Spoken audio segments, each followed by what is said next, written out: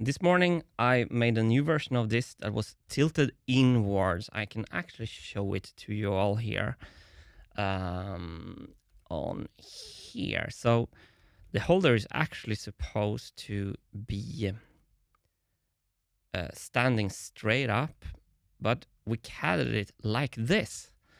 And we're actually printing it right now. So we can see there. Perhaps you can zoom in on that later, Hannes. Yep, I will get to it. So we're printing this bent holder. So it remains an inward pressure. So it's kind of hugging the thing. I'll go over to this one again then. So a key idea here is to keep the material holding the Vibraphone bars. This is pure silicone, tight to the bar so it doesn't flare out. So instead of printing it straight like this, we're printing it pre-tensioned like this, so it will hug snugly and wanting to move inwards rather than slowly flaring outwards for each marble hit. So that's great. That's fun. I'm having fun. We're doing hardcore work with learning the design requirements here. I vibe coded on top of Jimmy's script up here, formatting script yesterday night at home. But I'm not going into the design requirement work without someone to hold my hand. So for this stream, I'm going to do some more fun CADing. I've been looking a little bit about the Resonator pipes here. This is what I used for Marble Machine X, normal PVC pipe for like water, like drainage. I don't know what it's called in That's English. why that project went to the toilet. Wow! Went down the toilet. Exactly. So, and I wanted to get hold of some 40 millimeter ones for this stream, but I only got, let's go, some big camera here, Hannes. I only got 30 and 50 millimeter. So as soon as I get 40, I'm going to do some Resonator experiments. So, and that leads me into what I want to talk about this stream, because I think I want to CAD. Okay, I have the closer the bar is to the PVC pipe, the louder the volume, which makes it a good idea if the bars were standing still, which they won't be. So I've been thinking about doing something really, really fun for experimentation, because I have this fantastic silicone 3D printer. So I'm thinking about if we can actually print and design some really cool little gasket or grommet bellows. I think they call it silicone rubber bellow, like this. That actually could be, and for everyone who wants me to do like a theoretical design approach, I won't do that today. Today I'm just relaxing and having fun with my best friend Hannes. Yahoo! If that's not your cup of tea, if you rather want me to torment me in some theoretical design process spreadsheet, I'm sorry, this stream is not for you. We're gonna have fun today.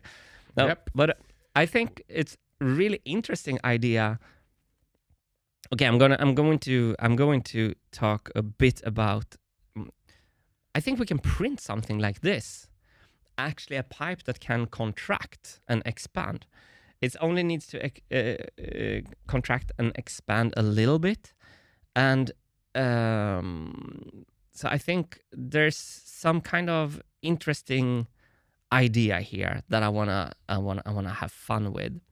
So we also need to do the second holder, and yeah, I wanna also add then the Resonator pipe. And what I'm quite sure about, regardless is that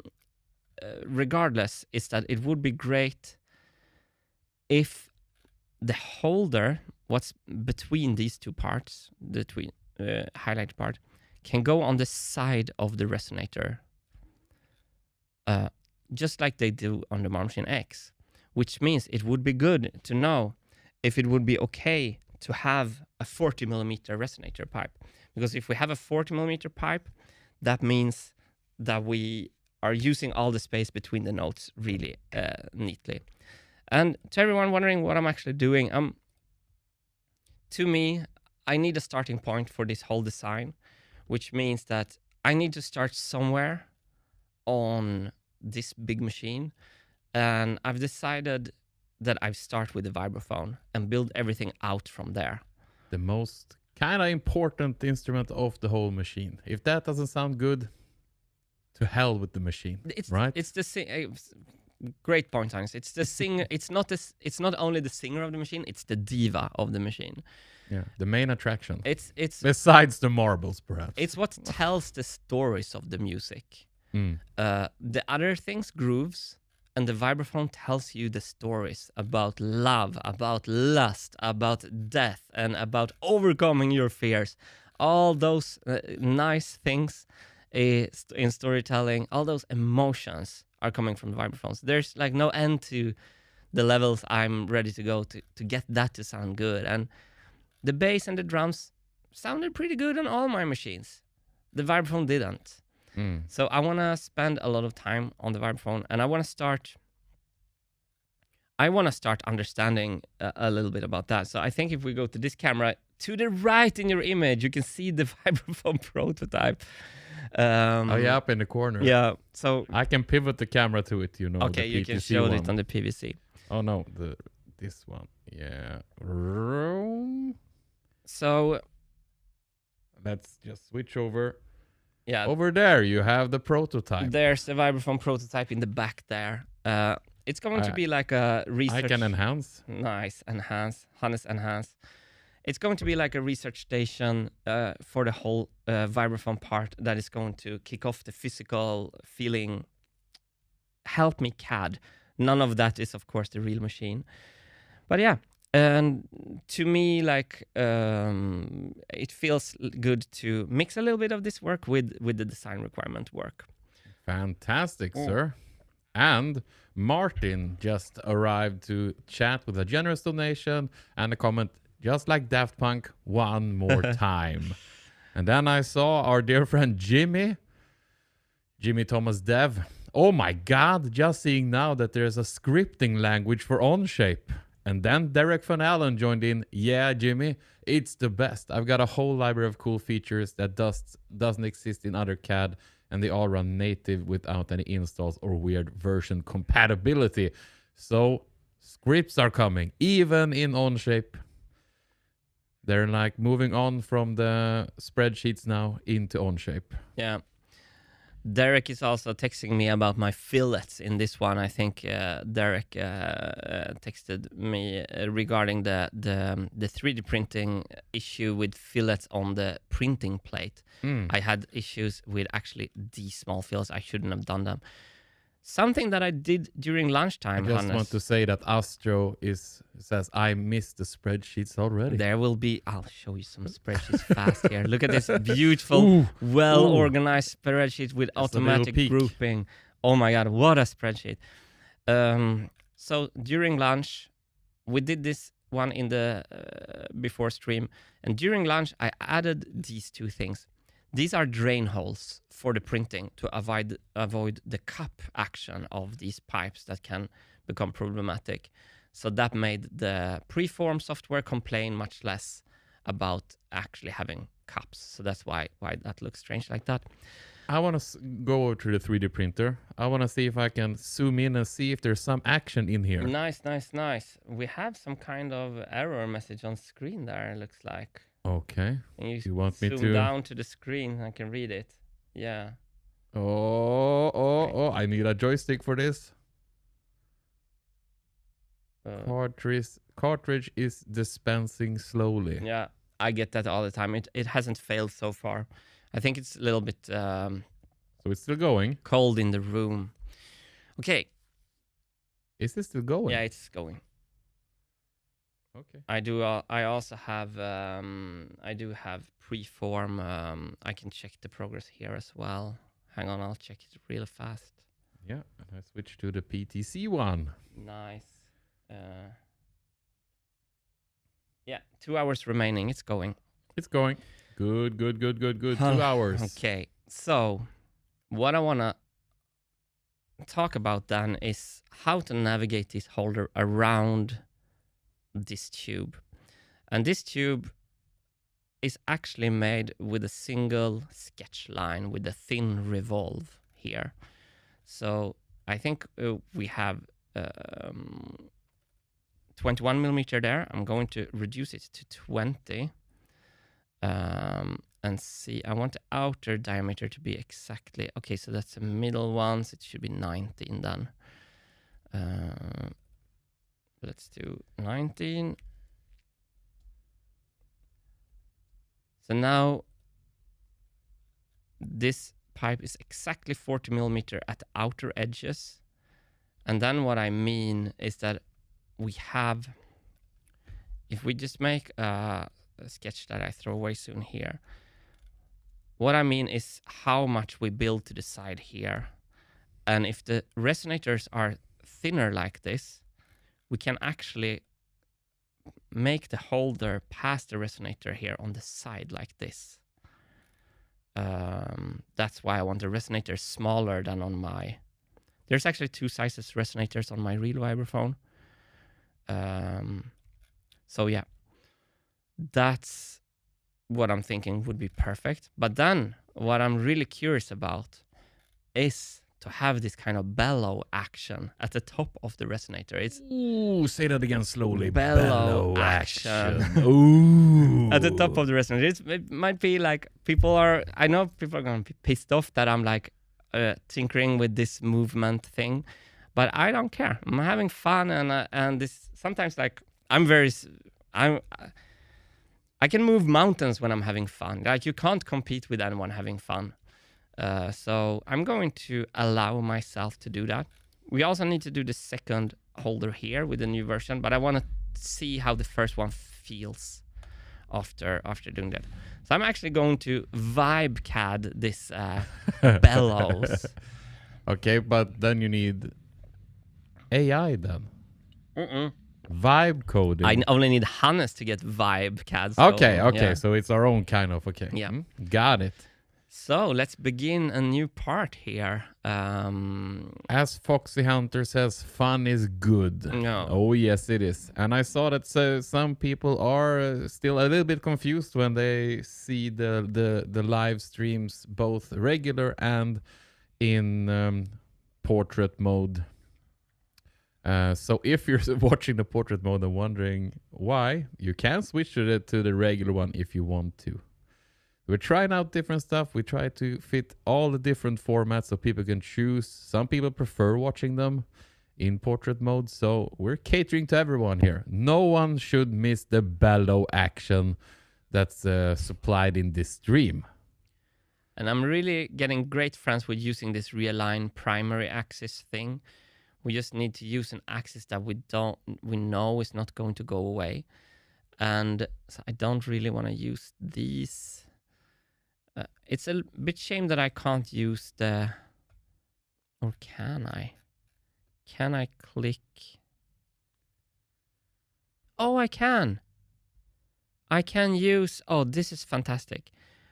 In the mate connector, when aligning them, I can actually use the default geometry. These things are never going to go away, and they're stable. So for the primary axis entity, what if I use right? Oh, this is satisfying. So this sketch is now super stable. That's really, really, really, really nice.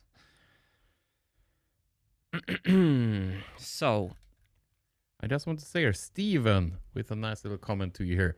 For your information, I was a physics teacher and used about an hour of your videos in total in teaching product design. Make your design requirements suck less. You taught me that. Oh, nice. That's fun. There we go. That's fantastic. I'm not living as I'm learning then, but thank you so much. And I hope it wasn't only to show how to not do stuff. Perhaps I think I will be a great case study. If I manage to succeed with this, I will be a case study as like engineering universities. Like, look at this guy, he tried to build a marble machine, it didn't work again. Then he wrote design requirements and it worked. So that's, I think, since I've been failing so much in public, I think that might happen. Thank you for that comment. Keep reading the comments, Hannes. It's fun. I'm not gonna let them derail me too much this stream, so don't feel responsible for that. No, I would just need to find some time when you're not talking. Yeah, okay, I'll shut up. I'll shut up. I'm just kidding. We'll find a good balance here. So, and I click on this comment then. RCK Hannes, you're awesome. Well, random comment.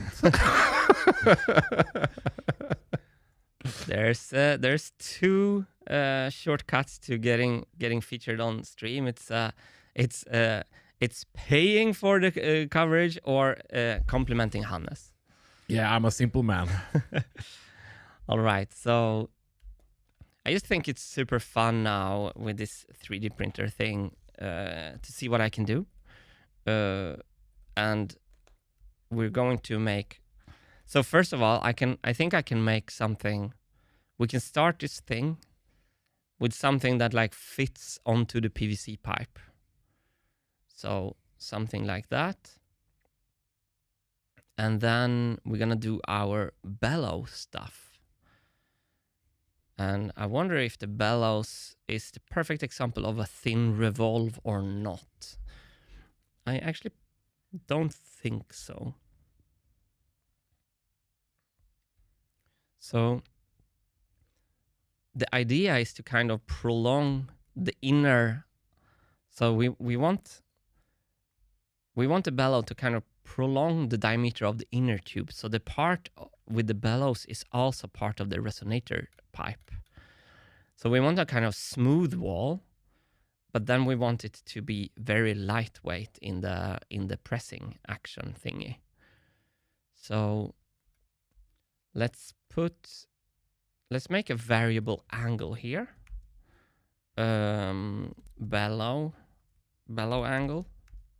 And Jimmy wants to know, why not trying without the bellow before trying to design one? Is it mainly because we're waiting for the printer or not having the resonator pipes? What do you think, Martin? It's a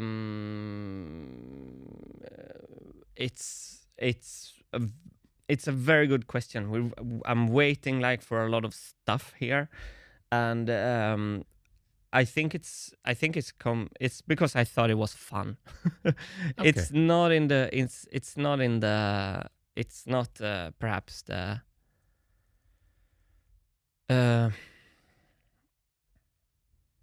I think if I would have the correct pipe, which I can buy at any hardware store, like before tomorrow, I think I would try without first. And also I've been trying without in France a lot. Okay. I like this comment here from Poopsie Doodle. Keep in mind, at this point in the project, you're still a candidate for a footnote next to the definition of insanity. Let's finish this and prove that dictionary wrong. Nice. Now that is badass. Nice. You need to succeed, Martin. I need to succeed. All right. Won't the bellow change the geometry and the note mid-movement from Carmcraft? I think it would, but it's so little, and it's just gonna move down once, and it's done there. So the long bum, that will be stable. So perhaps we get a like something. It's not like I know from France that it's not like, and also we're only gonna talk about in the beginning there. I think I don't know. I don't think it's gonna be that bad. I think it's an experiment. And Jasper also comments here, if I can make a small suggestion, you could practice my 0.5 notes process with this resonator project. Jasper texted me yesterday and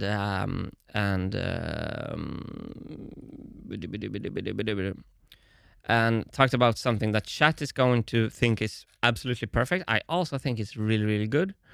It's a design process, a structured design process here. I'm going to extract the A column so the 16:9 stream can enjoy Jesper's genius as well here. So this is a way of making better questions before prototyping and before designing.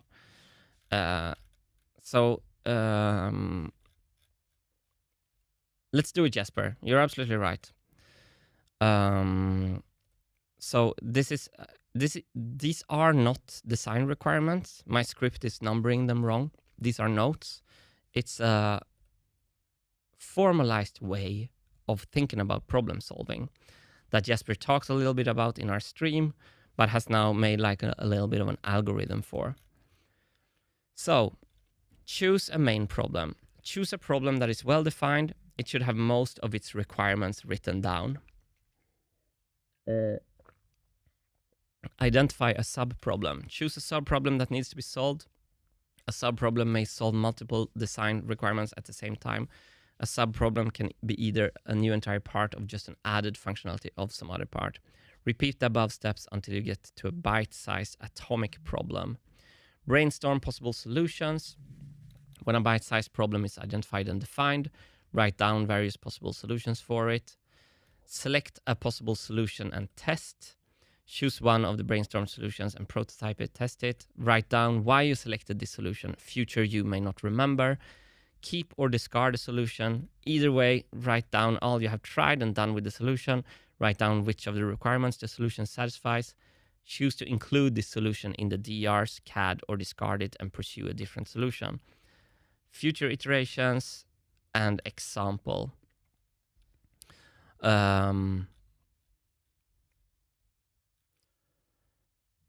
Nah, I'm joking with Jasper here.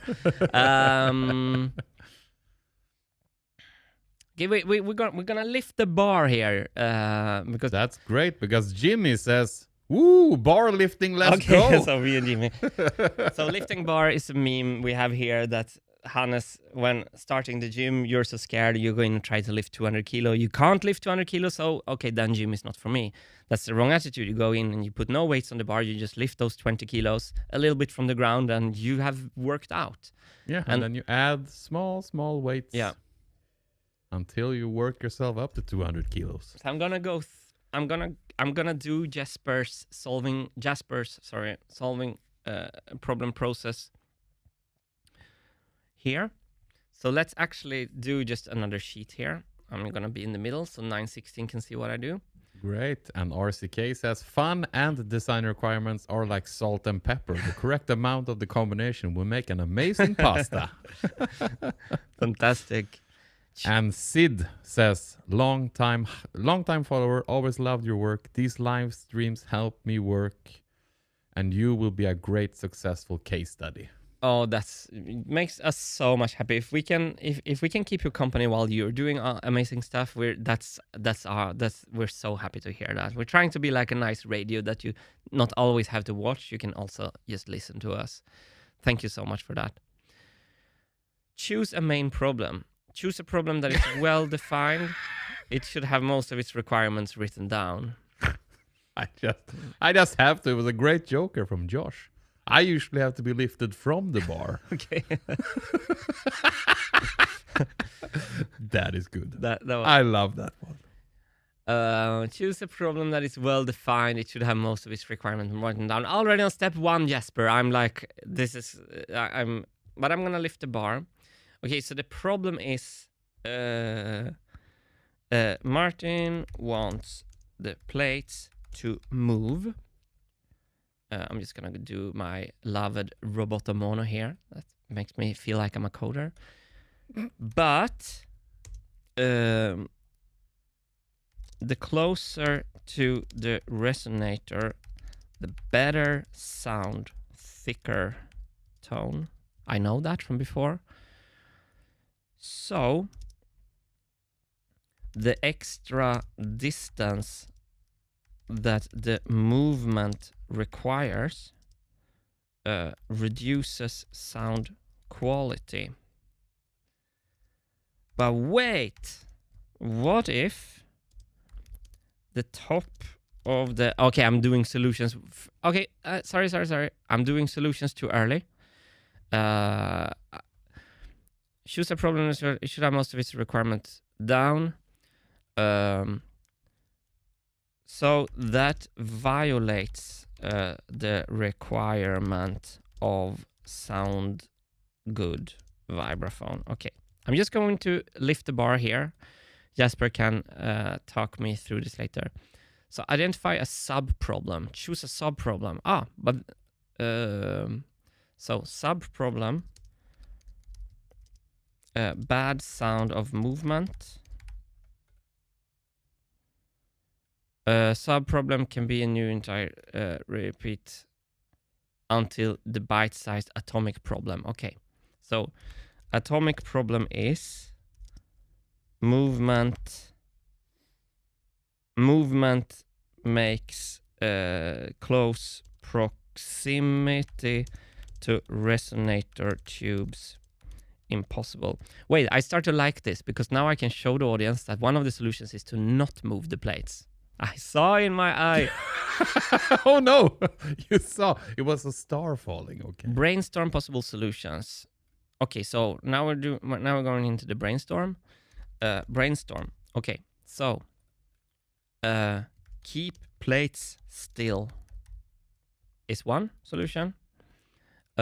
Move resonator with bar is another.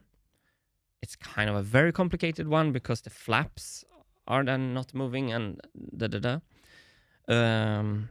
make top of resonator expand contract with movement to close the gap. All right. Let's see what Jasper wants us to do next. Select a possible solution. Okay, so I'm going to select the third one, make top of resonator expand contract with movement to close the gap, and write down why you selected this solution. So why? Because my 10 years experience with vibraphone tells me this might actually be a great solution. A lot of people in chat are wondering with the possibilities of having the resonator pies moving with the bars. Yep, it's here. Everyone's like, oh, that would look so cool. So why not moving the resonators? The rotating flaps needs to move too. So it becomes very complicated mechanically to have resonating flaps if they can't be on one long edge. And also the resonators will be heavy, so the marble needs to make more movement. And I don't think we can have that much and uses more kinetic energy. I don't think we can have that heavy marbles. Sorry for spelling. Keep or discard a solution. Either way, write down. Okay, now we have to test. So now I want to test the resonator, test the bellow. Also gain experience with the printed silicon. Because I know all over that's like an extra bonus for me. I know all over the... Okay, Jasper, let me know how I did. Let me know how I did. If that was... I was lifting the bar, Jasper. Let me know what you thought. I think these soft parts are so much fun because I hated the soft parts on the first two machines with foam and rubber bands. They were always a weak link in those two machines. They got used up. And I just love to be able to print pure silicon. I'm having so much fun with it. It was a good lift, my Memeplex says to you here. Oh, thank you, my Memeplex. And woo, we are making progress from Joshua Bridges. Nice. I don't know why all these lines are so strange colored. Is it because we're in dark reader? Yes, it is. I've sent it to off. Has it stuck? Is the sketch stuck on dark reader? Onshape people. Derek, why Derek. why are those lines not blue? Why are they all of a sudden because they're unconstrained?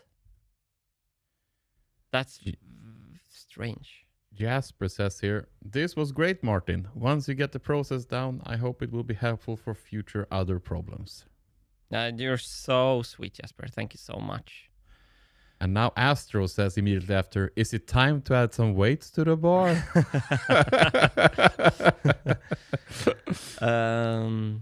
Let me just check why these lines. What if I go in and out? No.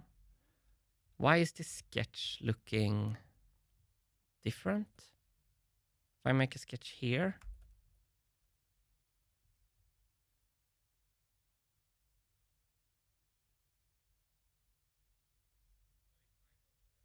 Let me see on a previous sketch. Okay, all sketches look like that, so probably it's something with the dark reader. Reload the app, maybe someone says here in chat. Yeah, I think that's it. I'm just going to do that. Let's head over to the room cam here.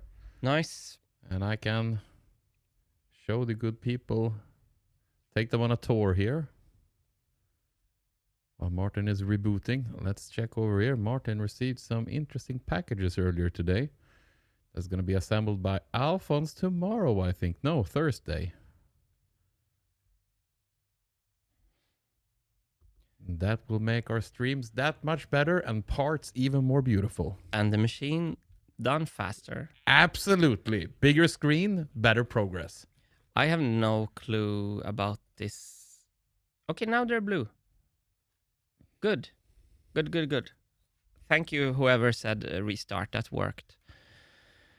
So we're gonna start with the part that is sitting then on the pipe. I think it's quite fun to make it a bit smaller so we can push it onto the pipe. Perhaps 19.8. So we have a press fit there. Lovely. And I think it should be like 12 millimeter thing there. Perhaps 3 millimeter wall size, or perhaps even thinner, 2 perhaps. So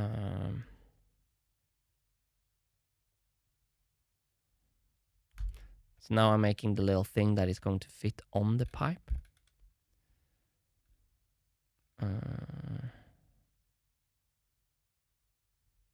Let's do 12 here then.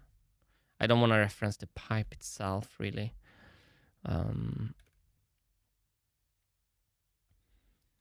then I want to set this inner, I think it was 1.9 millimeter wall thickness divided on 2 is 9.5, correct?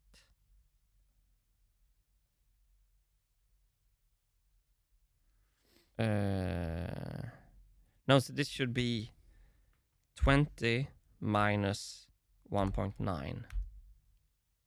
18.1. Okay. So this is the inner wall. Now I think we can make something pretty fun. That's also why I'm a little bit that's absolutely. Did I hear fun? So I just want that as an extra line. Let's do this 18.1 here. Jimmy is wondering, how far is the tube from the plate in a real vibraphone? Pretty far, actually. On mine, we have kind of 12, 14 millimeters movement space already on the real one. But I remember from France that the more you can close that gap, the volume goes up of the nice tone.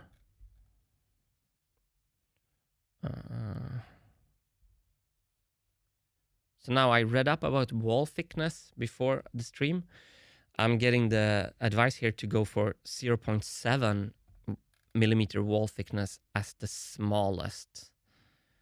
Hal is wondering, is the plan to 3D print the bellows? Yes. Yes. Horizontally in silicone. That could be cool. If it works, that would be cool. Right? So I think there's a thin revolve to think about here, but since I want control of the geometry, I want to actually do it manually. I know Derek would not approve in what I'm about to do here now. Look away, Derek. Look away. So I'm not gonna do any fillets. I'm gonna start here then. So let's do like that. And then what happens if we do a parallel wall here? That is, 0.7. This thin, Hannes. That thin, huh? That thin.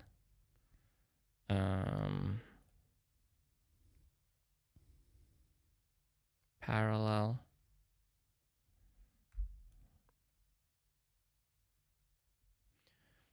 I just think like I'm getting all this great advice about how to blah blah blah blah blah blah blah blah blah, but I'm losing myself sometimes in this project. Like it's so wonderful to build in public. We're so lucky to have company by everyone, but I'm also very like, as cocky as I am, I'm listening hard to what other people think.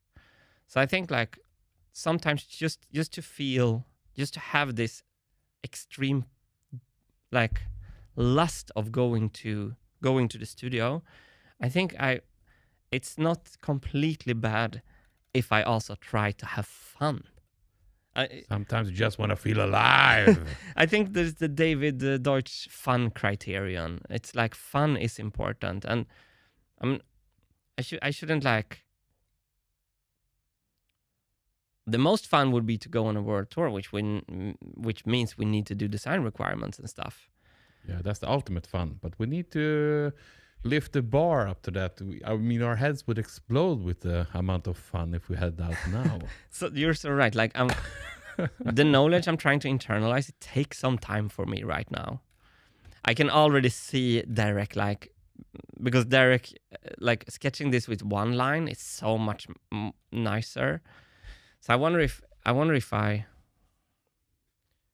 do I dare to sketch this with one line and then add features? Just because Derek has taught us so much? What do you think? I don't know, but I want to read out an extremely generous donation from Foxy Hunter with a question to you, Martin.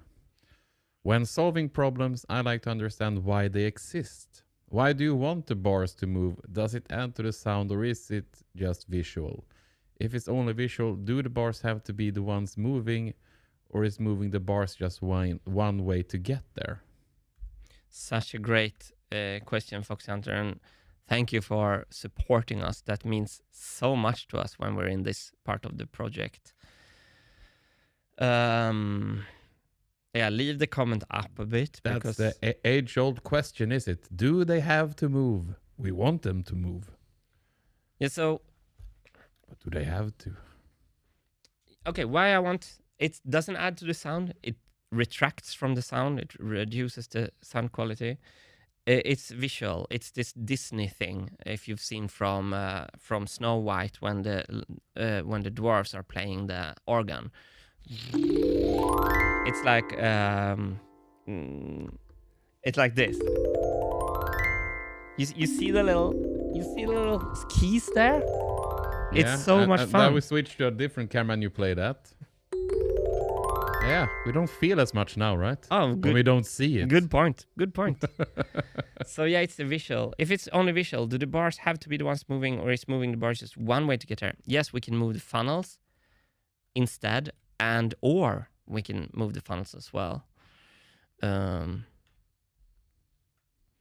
So yeah, It is the big question that we're trying to answer now. Yeah. Can the bars move at all? Should they move? That's all this designing and prototyping hopefully will lead to an answer. Yeah. And Martin will have to perhaps make the tough decision that the bars can't move. But we don't know yet. Martin wants to try if he can figure it out. Yeah. Because it adds so much magic to it all.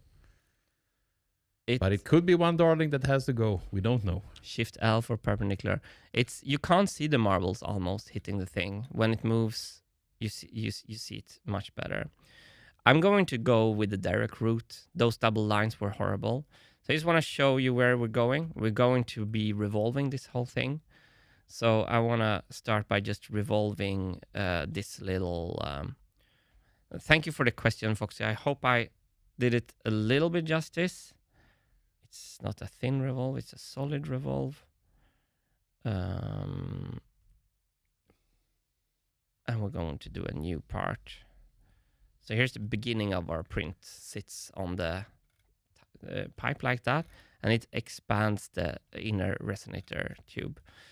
And I think like Fox is also into this more like to question everything. Which is also what Jasper wants me to do with this process. Yeah. And I have a feeling like you started with the vibraphone. It is the beating heart of the machine. This is the toughest question to answer. That's also why it takes a lot of time. I think you will have easier decision making on other features that's not as important to you, right? I hope so. You will have to. Otherwise, we will never have the amount of fun on a world tour, you know. I hope so. I really hope so. Let's see how we can CAD this in a really simple way. If we just do vertical here on all these.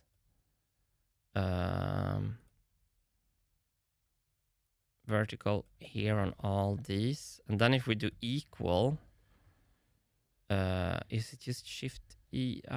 No, that was extrude, sorry.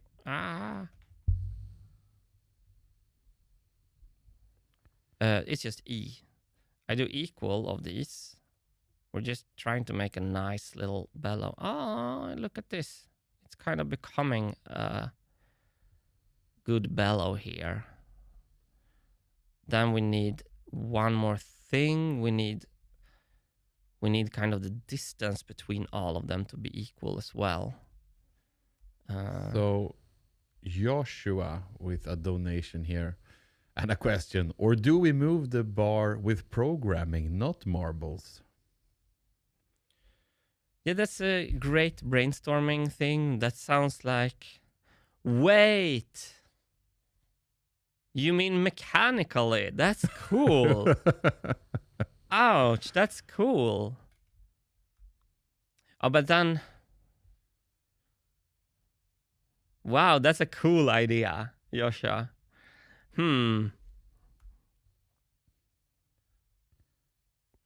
Yeah, that is cool. That is very, very cool. That's a cool idea. And how actually would that be simpler though? I don't know. We can move them. Probably even more. That's super difficult. Fun idea. It's a cool idea. I'm doing all these lines equal here now.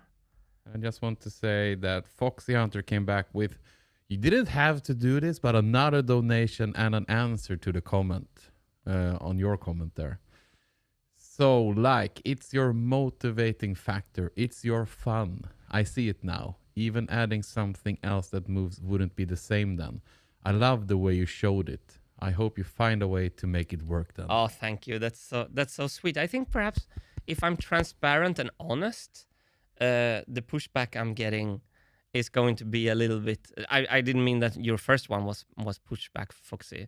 But like I'm under huge... Like I'm in super privileged positions. I'm not going to complain. It's like the British Royals. Don't explain, don't complain. However, but I'm going to...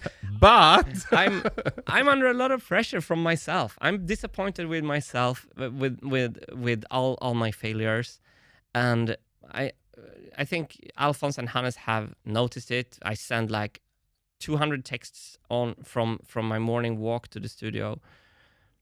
Can you see what a beautiful bellow I just made with some lines, Hannes? You see? You know how good your art is. So this is a little bit of a way for me to get the fun. I need some breathe. I need to catch my breath, basically. Yeah, we're moving very, very fast all the time. And a lot of balls or perhaps marbles in the air at the same time. Not just sitting here CADing, but making videos and planning. And yeah, and in the middle of that, you also need to think about the machine. It's a lot. And sometimes the pressure can get the better of you. So I'm going to let you have some fun, Martin. That's so sweet. You earned it. That's so sweet of you. So now I think... Like I decide anything. Oh, I'm not going to judge you, though. Let me do a set. Do I want to set a distance between these? I think so. No, I don't. They were all equals. Did I do this wrong? Or is it the angle I need to do now to control? Or is it gonna be red now? No. I feel stupid now. I did this wrong. I just want to take this time as well to say hi to everyone on all the different platforms. Right? We're on YouTube, both in regular and on vertical streaming, and we're on Twitch, and we're on X, and we're on Instagram as well. So we're spreading, Martin. That's fantastic. We're spreading everywhere. Why is this? Let me try what happens if I do this. All right. Can I pull this? No, of course not. I can't. But just before I tried to constrain this in a smart way, and here we go. I can do that. How come I couldn't constrain it like this then? 20. It's not happy with me. Perhaps I should have done a linear. Perhaps I should just do a linear pattern here.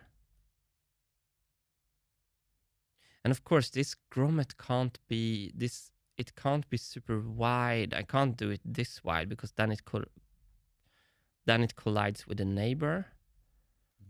Jasper says you can make your bellow with 3 parameters: total height, total width, and number of folds with the repetition thing. With the repetition thing. Yeah, you had it in. Yeah, the linear pattern, I think.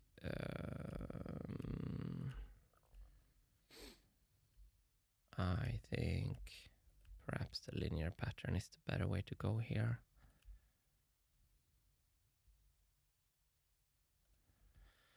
That's annoying. That took me so long to figure out. Let's just see what the linear pattern. Oh, because that has a spread thing. I think we can use. Yeah, linear pattern. And let's see, my memeplex. Hannes, can you ask my question above? Let's see, what do we have here?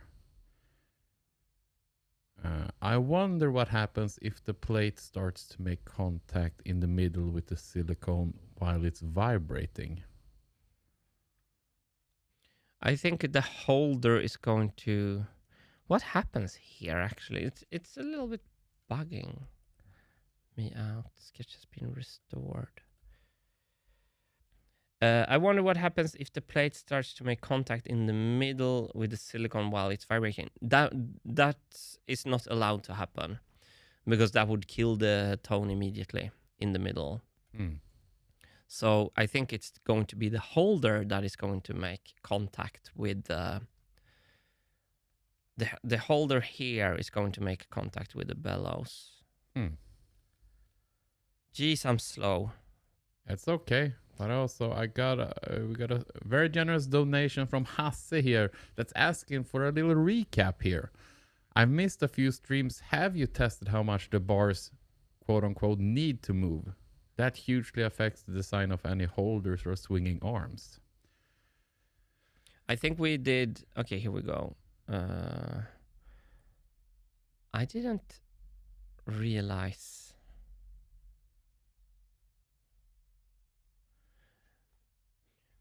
I have a kind of 12 millimeters. It's kind of a really good here in the middle. 10 is enough, 12 is fantastic, 15 would be awesome, but I think that's a bit much.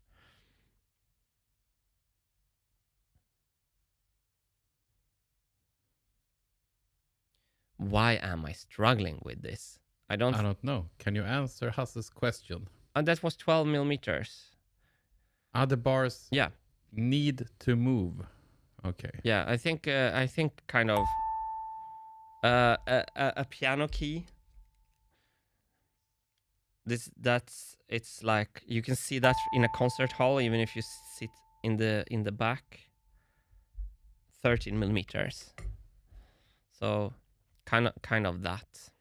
Okay. Zubadubadubadubadum. And or what is wondering, Hannes, I'm confused. Is the bellows going to seal to the bottom of the vibraphone bar? No. It needs to be air in between. It's going to try to seal up to. It's going to close the gap, but it's not going to go. So yes, perhaps yes, not all the way. It's going to go. It's going to go in that direction. So perhaps I should constrain the length of this line. Let me see if I now can do this more easy. I make all of them equal. We know that we want, and then we also do the angle. But I should be able to do the angle with the. Let's just do the angle. It feels like it's simpler, kind of. But we're gonna do that the bellows variable angle. I just want to take a quick look at our 3D printer. How's it going in here? Yeah, zoom in. Let's see. I'm zooming in. Oh, it's working. I saw it. Nice. Still going. Look at that. Do we have any errors on the screen? No. Same as before. Nothing to worry about. Great. And I do vertical constraint here. This is ugly CAD. Why? Is it because that is already constrained then? So let's go to the variable and make a change this bellow angle to steeper, 23. Okay, I think I kind of got it now.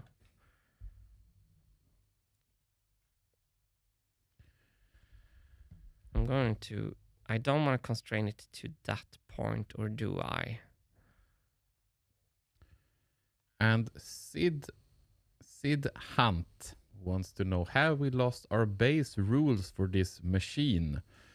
Use of ready-made parts rather than specifics. Yeah, I'm going to use. There's no one who has built this function ever in the history of the world, perhaps the universe. Probably. So there are no ready-made parts. There are gaskets, of course, but it's like there are no ready-made parts to solve exactly this problem. If we want to have the parts moving. I think also it's a difference between the US and Europe, and also because I hate ordering stuff and waiting for stuff. When I'm inspired to do something, I want to do it. I don't want to wait. So I need a person on the team that is likes to find ready-made parts. I think honestly, too. What was the name of the commenter? Sid Hunt. So Sid, this is actually a weakness of mine. I just hate looking for parts like that. It's not inspiring. I really, really, really need help with that to make, because you're absolutely right. We are not going to invent. When there are parts, we are going to use them. Yeah, don't reinvent the gear. We're not going to reinvent stuff that we don't need to. But but like, it's so easy to people to say, look, Martin, these, you can already buy these online. And I'm like, okay, give me a press fit on a 40 millimeter PVC pipe. Already that is difficult. Give me this length, give me this little mounting point, blah, blah, blah, blah, blah. So it's like, but it's mostly because I'm really bad at, I don't like the process of sourcing.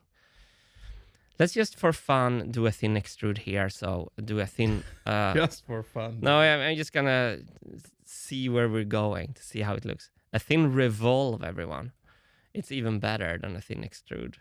And Bubble Matrix says, I watch for the excitement of the machine getting built. I stay for hearing Martin growl at ugly cat. Why is it not thin revolving? Oh, it's the thickness. I think it's too thick. 0.7. Yes. Here we go. Let's add it. Oh, it didn't. So it's a big weakness I have. I don't like buying stuff.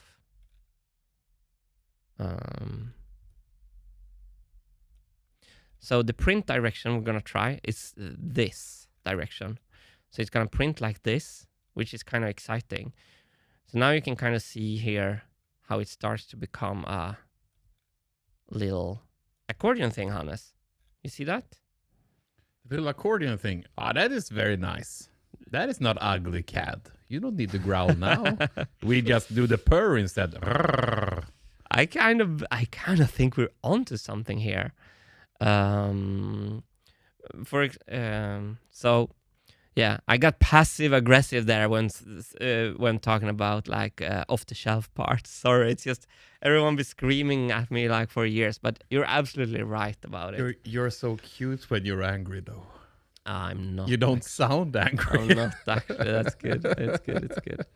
I'm not really, am I? So this is good. We like that revolve just for fun. I'm just gonna make sure. Oh, I added it to the wrong part. Now I see. So the revolve, the merge scope is with this one. Now chat is saying something about unidentified flying Wilson. Did Wilson appear in the stream again? Huh. That's weird. Can't keep that guy in control. Let me see if I can make this revolve work. It's not adding. It's not adding. We're gonna choose also that little line. Now it's adding, right? Now it's adding. Good. So this becomes one part. I just think it's cool that I can print these in pure silicon. I think that's... Yes, but will they work? That we don't know. That we don't know yet, but you can print them.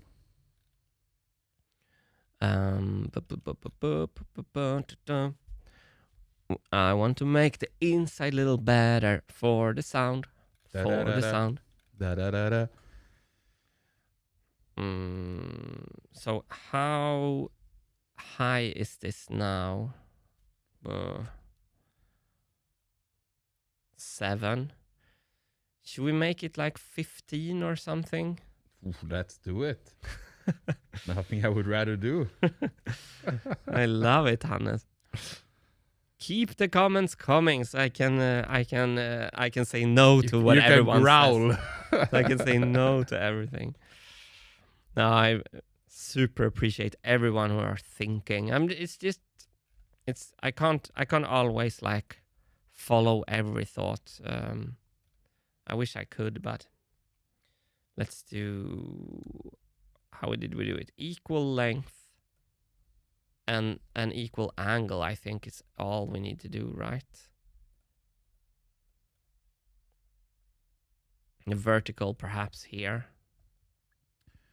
Hal says, I believe the moving of the bars and the bellows should be prototyped in the real world first, just to see what parameters does the problem have. Are the bellows even necessary? I'm guessing not. Yeah.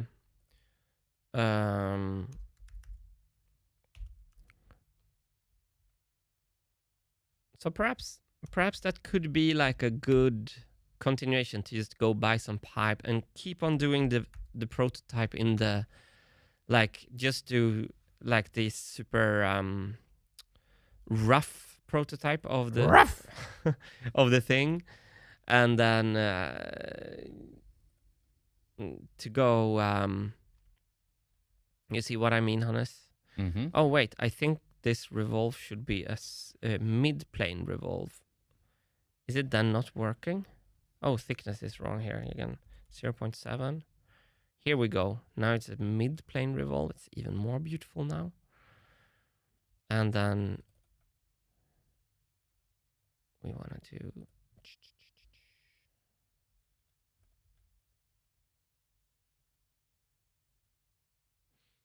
I wonder what this could contract to. So how large? I think it's a pretty good idea to do it to do in the real world. So 50 millimeter. I think that That would also mean work. no stream because Martin needs to go and buy pipes. That was actually something that I was thinking about today. Should I go buy pipes or should we stream? Should we have fun or buy pipes? So here's my next idea for this.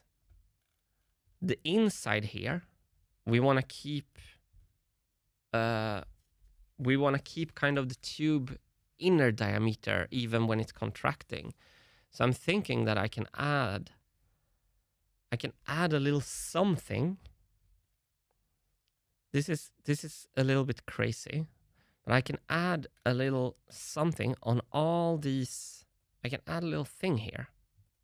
Boom. To kind of make the sound waves, this is pure guesswork, but to make the sound waves to make it a bit better for the sound. It's perhaps stupid, perhaps not. I don't know. I'm having fun. You're having fun. We're having fun over here, but do you want to see something fun? Tell me. This is all the new backers we got the last year. So this is during the last 12 months. Nice. We got 570 new Wintergatan backers this last year. Fantastic. Which is kind of crazy when you add the total backers, 1,204. So a lot of people have been joining the journey here now. People are still believing in you, Martin, and we thank you so much for it, for supporting us. 100%. It means the world to us that we still have people who believes in this as much as we do. Even though Martin seems frustrated, he still believes in it, you know? He wouldn't be here otherwise. 100%. That's fantastic. The hunger for revenge in Martin's chest. No one can put that out. No. We can try, we will never succeed. You're absolutely right. Absolutely right. It's just a little fun idea I have. Let's see just what that little thing does then. It's a little stupid idea I have, but it's fun. Okay, so that goes in. Yeah, this is where the thin extrude is actually making this a bit harder for me. So let's use, perhaps it's better to use this as a midline because I do want to control. I think we're gonna use this as a midline rather.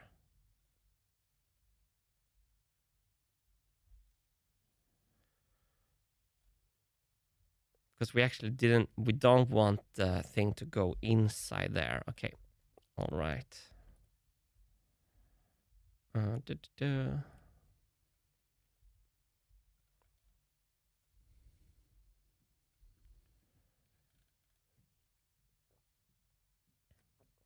if I just CAD one of these correctly, perhaps this first one is going to be a bit different. Oh, why actually? Yeah. The first one is going to be a bit different. No fillets now, Martin. We can add that later. Super simple. Super simply.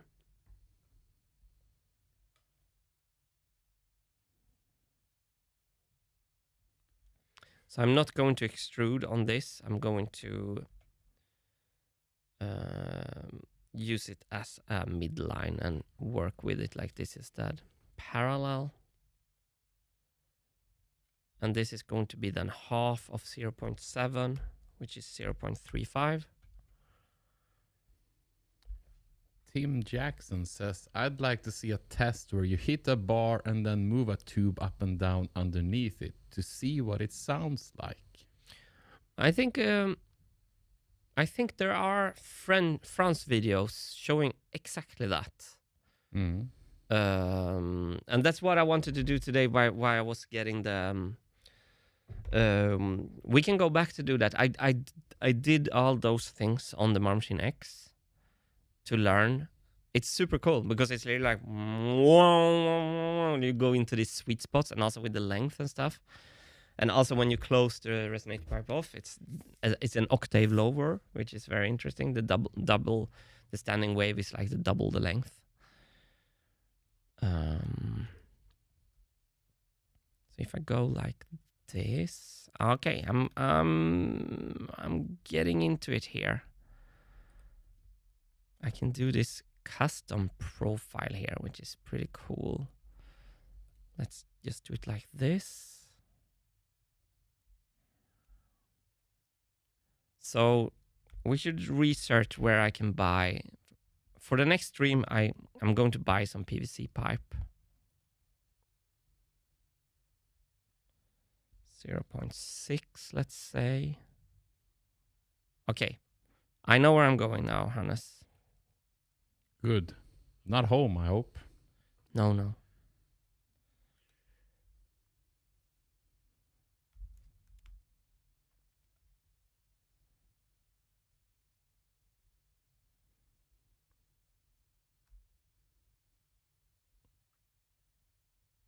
So here's what I mean. We can do a little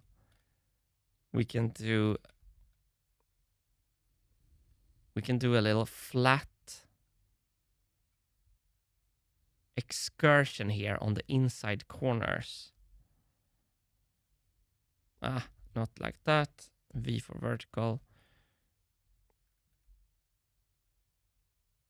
And then it has kind of this 0.5 millimeter room to move instead.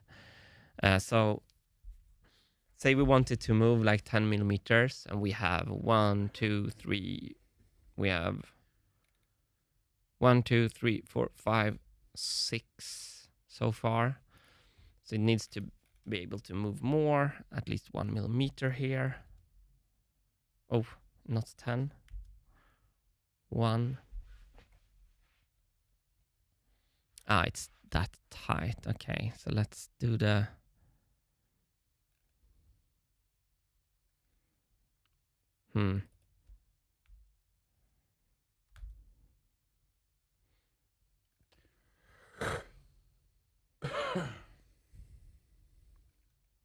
This one is wrong, 0.35. And this first one is special. The second one is not. So then we should be able to repeat that pattern. Mm-hmm.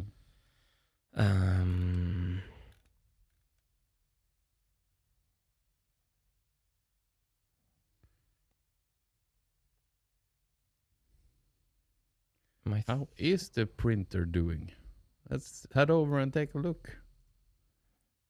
Is it still working? Looks like it. There's a lot of action in there. And how is Martin looking? Let's take a look at him. There he sits on by his desk. Tinkering. Oh, what a cute little guy. Doing what he loves most. Mindlessly tinkering away his life. Could you stop saying that then? You defend yourself with your having fun earlier, so say that instead. Okay. Doing what you love the most, having fun. 0.8. That's a bit of an issue though. If it can only move 0.8. Should it be able to move a millimeter at least? I'm wondering if this is going to work. How deep is this? I'm wondering the quality on this little last bit. But that's it's something I want to try in real life, like with a 40mm pipe, like perhaps like on Thursday, to see if it actually works. So I think we can just do a design here and see what it does.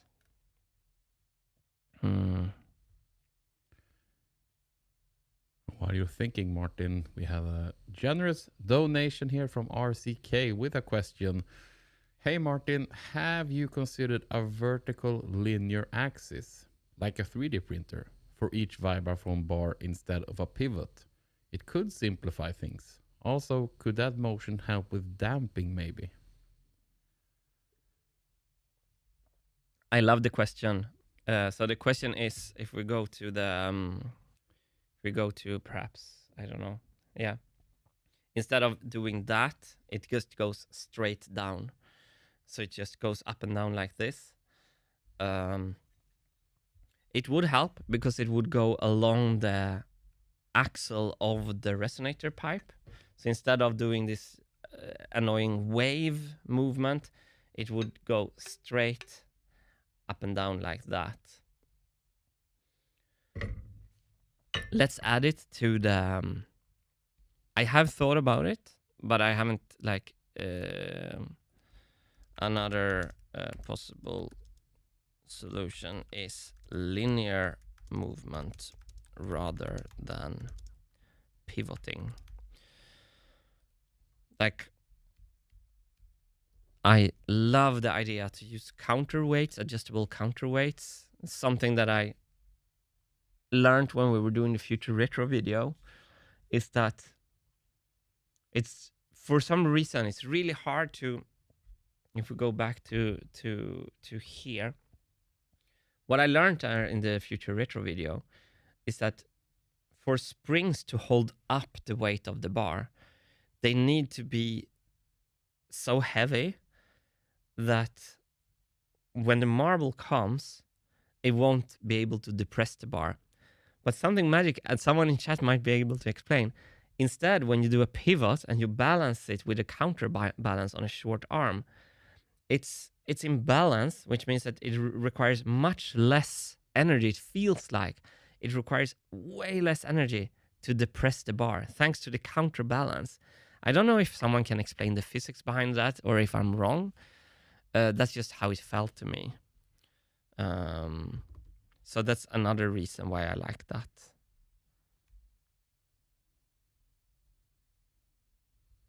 So basically everything that I've been designing my whole life, I've just been, it's also like I'm thinking about like how I should work and stuff like that, Hannes.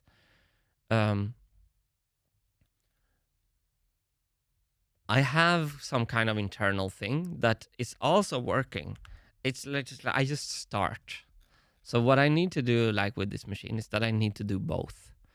So I think perhaps that's the best like discussion with the audience here. Like, my task is not to change completely who I am and how I work, because it's like no one can do that. Try telling a smoker to stop smoke, because it's like, you know, like it's ingrained in me how I am, but I need to also think with design requirements and stuff like that.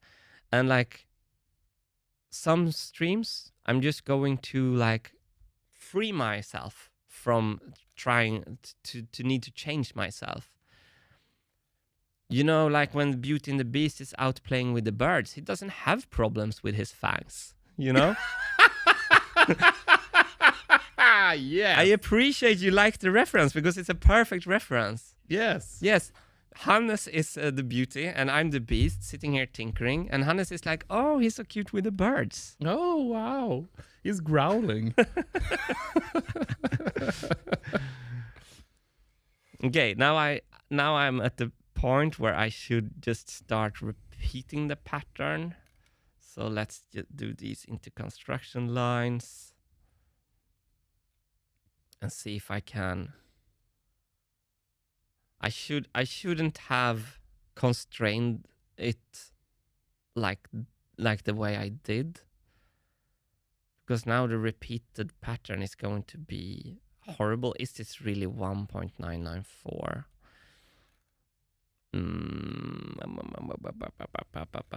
We're almost at revolving this. I just need to think about how to repeat this without drawing the same thing over and over. I think actually the outside is actually super. It's just to draw it like this and then do parallel.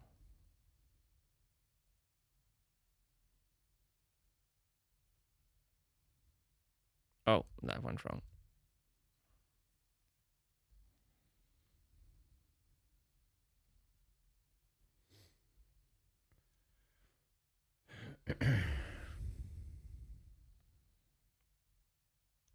Basically, my brain is melting from trying to understand all this. all these all this theoretical stuff, and basically some streams I need to take a break from that. I think that's also like, why am I doing this and why am I doing this? Yeah, because my brain is like melting. Which is why this CAD is super badly made. Why can't I pattern this? Because let's pattern this. This is a pattern. I'm being stupid here. This is not a manual thing. It's a very simple repeated pattern from this point. So I shouldn't be stupider than I need to. But I think I need to remove the equal constraints for this to not break. I'm going to remove these equal constraints and things are going to turn blue, I think. Yes, good. And instead, I want a distance constraint to make the pattern work. Here. 2, please don't become red. Yes, it didn't become red. Is this already now then? 2, what happened here then? Okay, this is a bit of an issue. Okay, we can fix that with a horizontal constraint between these. Ah, now we got it. Now we're gonna do the linear pattern. Okay, I saved myself some embarrassment there.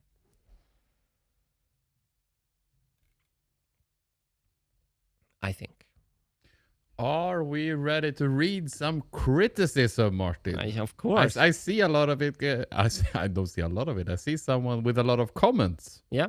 Should we try to address some of them? Absolutely. There's some truths in here as well, but go ahead. Let's try and see what happens here. So you can feel that you're being heard here as well, even with if you have suggestions. So this is Zed's Dead Baby 12. Martin is not being truthful. Yeah, there we go. There's the truth. You can take the existing parts and prototype with them to test your theory and then make it beautiful and perfect after you know what's viable. I'd highly recommend prototyping with MVP's scrappy way to test your solution with as little time and energy spent as possible and then make it beautiful and amazing afterwards. I think that's a good idea, but I think it's cool to play with my expensive toys is very much a hidden bias in this project that's more important than getting the thing done. So we're hand designing a complex part with a technique you haven't done before to test a solution you don't know works. Whew, that was a lot. I don't have so much to say about I think what was the name of said? I think it's mainly it's mostly correct, said. I appreciate it. But what was the first one about? You can take existing parts and prototype them to test your theory, and then make it beautiful and perfect Okay, so after you know what's viable. Said, I liked everything you said, but can you expand on what existing parts? What existing parts can I take? And the first sentence of yours. Yeah. Can you expand on that? Everything else, what I would say is like 95% true, with the explanation that I needed to relax a little bit in this stream and have some fun, as I said. But what existing parts do you think I should use to do an MVP of this functionality? Yeah, that's kind of I think the only thing that I didn't really. Let's redo this. Revolve. the comment come now. Haha, I love you guys. I want to see you succeed. Yeah, but I love the tough love. It's great. Even if you didn't intend it as such. Thank you, said. Yeah, and we're not blind, and it's like playing with expensive toys and comments like that. We're also like, we're also making content and trying to make it entertainment. But this year is a significant shift for us when we're focusing on trying to get Martin to work more and not get stuck in the video production. So to make it as entertaining as possible with the least amount of work put into it, so that Martin can actually work. That's where we're at right now. But okay, here's why my linear pattern isn't closing.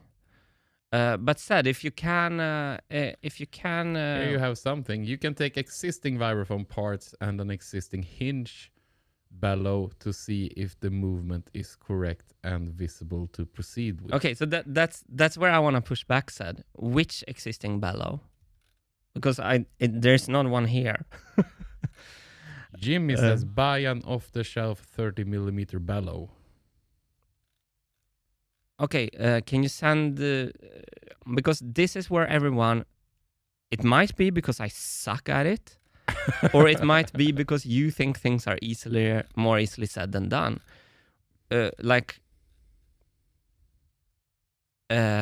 This is an old discussion that I've been having with chat in all my life. Like, where do I buy what bellow? To me, it's not at all that simple. Why did I choose? Why is this not closing up? Should I do this as a construction line? Something went wrong here. So the 40mm bellow that I can buy, from which store and where can I order it? And will it fit? Can we get it now? Can we get it now? Is it really worth me sitting and looking for that thing? I make the, because then I want to know. I don't get the information if I can make my own custom parts for the thing. This is an old. This is such an old discussion. Sad says in your local hardware store, Bauhaus Sicka in Nacka.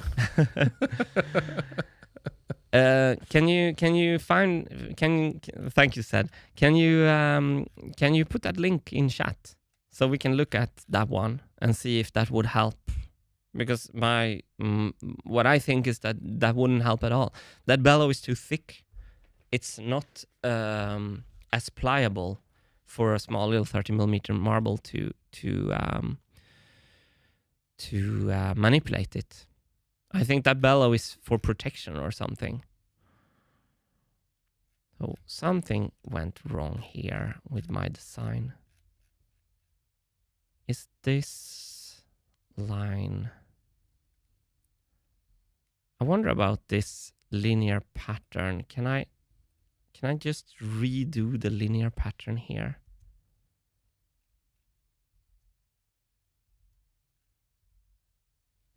Well, yeah, you can't link in chat. That is true. I want to go before the linear pattern. I should revolve. Perhaps I can revolve and then pattern the part. That's actually how you should do this. I'm so stupid, Hannes. I forget everything about CAD. You should not sketch all these things. I want to remove the linear pattern. There we go. Because it's really easy to say, just take existing parts, and it's like, they don't exist here next to me. It's just that, like, people been on to me. I was like living on the countryside in France, and people were like, but use the parts. And then I said, like, I can't put an JPEG, because they send me in JPEG. I can't put a JPEG on the machine. And then they replied, he thought he was going to use a JPEG on the machine. So yeah, are these vertical?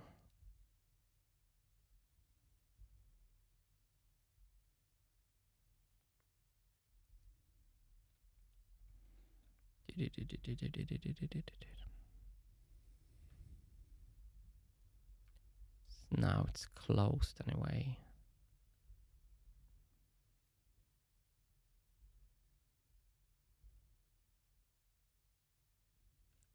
So if I start revolving, first a special revolve, only this. All right, we're getting somewhere. It took me ages.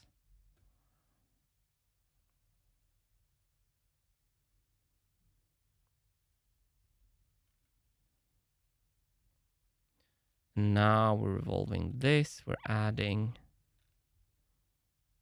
And now I can linear pattern the part. Oh, so we shouldn't add, we should do a new.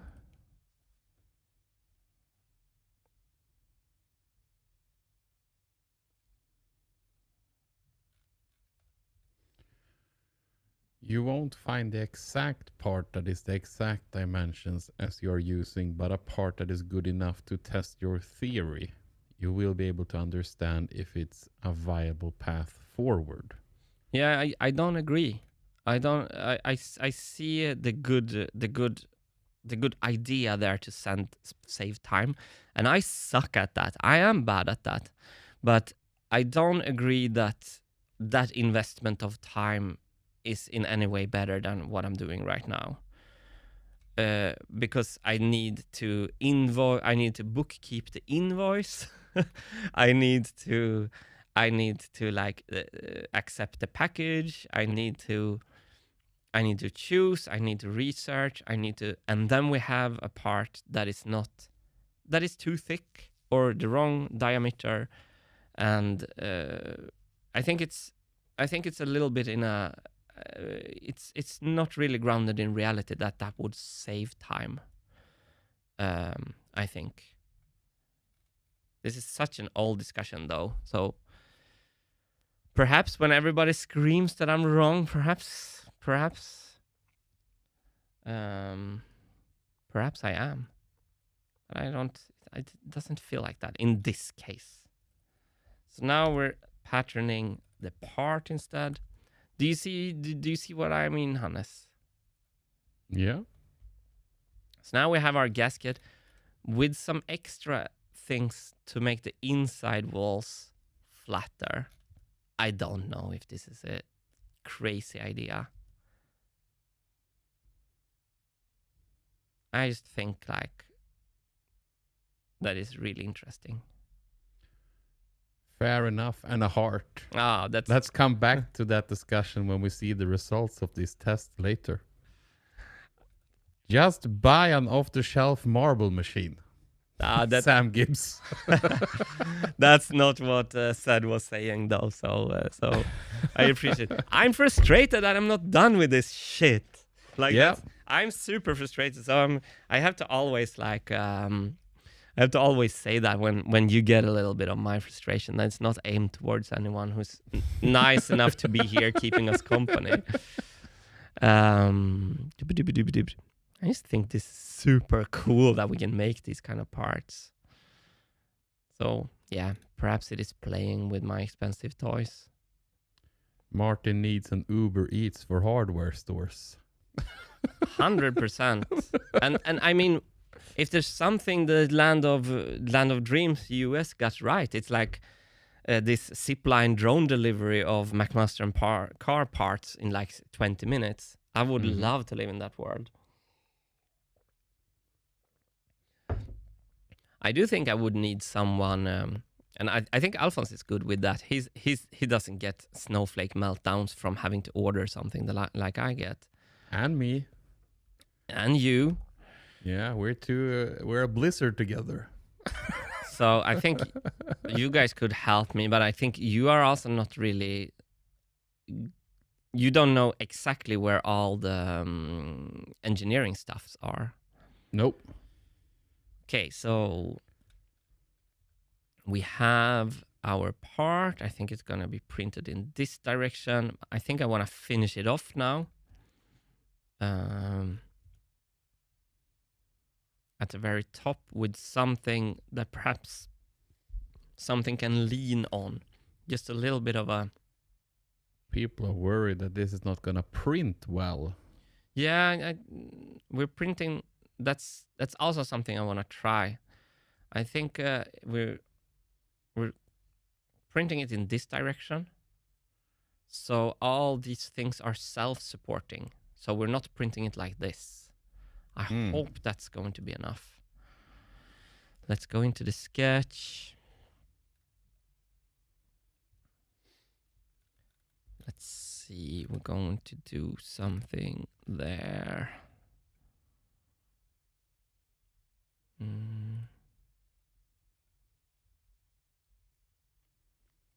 I'm ridiculous when I get annoyed. I know that. It's just, I'm frustrated. I think it's good that you get some pushback every now and then because you get to defend your decisions and it's clear the passion comes through you get annoyed. I don't know if I can defend them, and I don't know if they are defendable though. Okay, so what are you saying right now? Should I click on end stream when we go home? It's yeah, that's perhaps not it, Hannes. No. Stop Frodoing around. Is Frodo Frodoing around? I mean, when they approach Mordor, he's just Frodoing around, complaining, being all sad. Now I see. Now I see what you mean. Let's do 32 here. I'm doing it a little bit crazy there. Okay. We're going to then, I think in this first revolve, we're going to also include this little thing. So the start and the end is revolving first. And let's take it down a bit.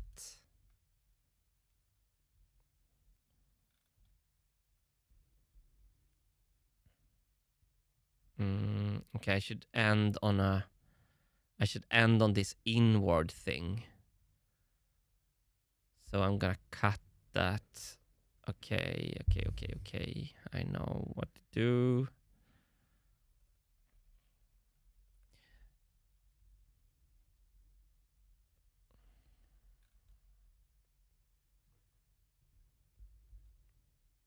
And Hal says here, if you're this frustrated, then I have to say that the live streaming and content creation is slowing the project massively and should be abandoned. I think that's the best comment so far.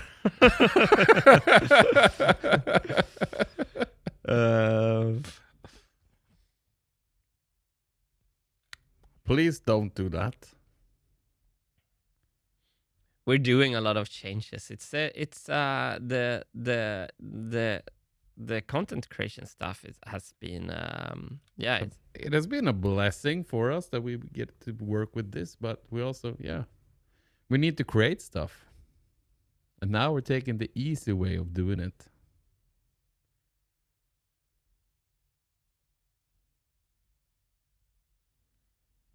Okay, I didn't do this super beautifully. Let's now just put all these things together at the end. But immediately after, here comes RCK with a donation and the fighting words, never give up. Oh, nice. Let's see how I can just add all these together now. Oh, wait, with the linear pattern, I can do add. So all those are just one part. And then with the revolve, this is better. And I promise you, RCK, we will not give up. Yeah, thank you, RCK, for that. Thank you, everyone, for giving of your thoughts and time in here.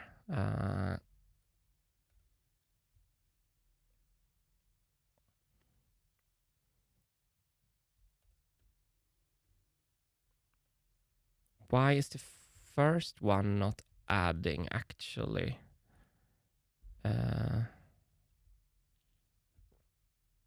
Linear pattern, add. Do we have a merge scope? Yes, we can merge with that. Okay, good. Finally, I'm starting to get my stuff together. We're gonna do this one. Yes. Well, oh, we have to add that to the merge scope. Okay, now I'm getting it. I'm getting it, Hannes. The linear pattern merge scope should also include this one. And I think we have our beautiful part. It is actually beautiful. Thank you. Thank you. It's pretty fun if this works.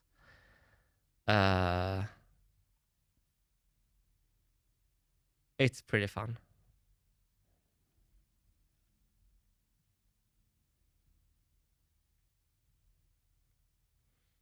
Hell yeah, it's gonna work. Let's see what the printer says about printing this. So let's just remove. Florio is wondering here, if Martin quits streaming, what will keep him from playing chess? I think there's a lot of truth to what everyone says. It's just like, I don't really know how to... It's hard to make changes in your life, basically. Yeah. Like, I'm not saying any one of you are wrong with anything you're saying. I think rather you are right.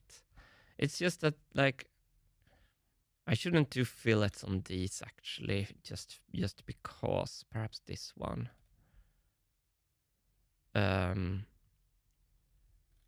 It would be just so nice if I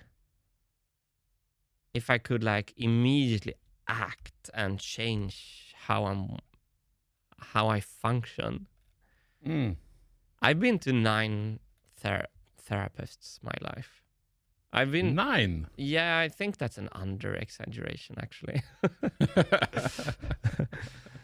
I think perhaps there's a little bit too little. I should actually see how much this can before printing this. I'm just going to see. And here comes Carmcraft with a donation and a comment. 0.8. The sunken cost fallacy is too big to give up. Yeah. And thank you so much for the donation as well, Carmcraft. Thank you so much. Very nice of you. 1, 2, 3, 4, 5, 6, 7, 8, 9, 10, 11, 12, 13, 14. 14 times 0.8. Kind of 10, perhaps? I can't do those. And Stefan Vanderheyden. Can we get a quick recap of the function/reason of this part? Yes. Let me just see if this why this fillet isn't showing.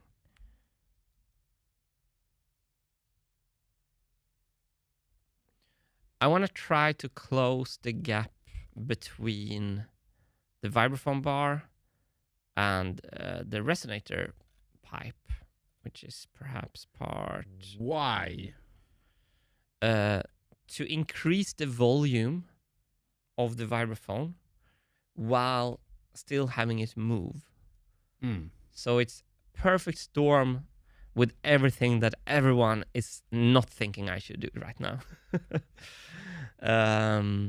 And then I want to try to make this bellow thing that can contract in pure silicon and print it. It's something that I've been thinking about. But why can't I fillet this? 0.1, is it too sharp?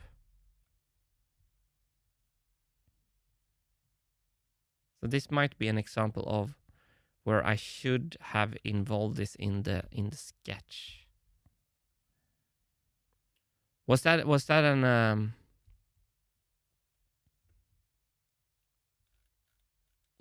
an okay explanation, Hannes? Yeah. I got it. And my memeplex is wondering, is it volume or tone?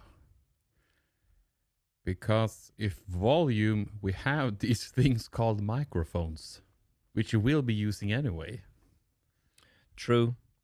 There's a lot of mechanical noise on a marble machine, so it's the signal to noise ratio. You get a more beautiful sound in the microphones. You get a better sound even though you're using microphones.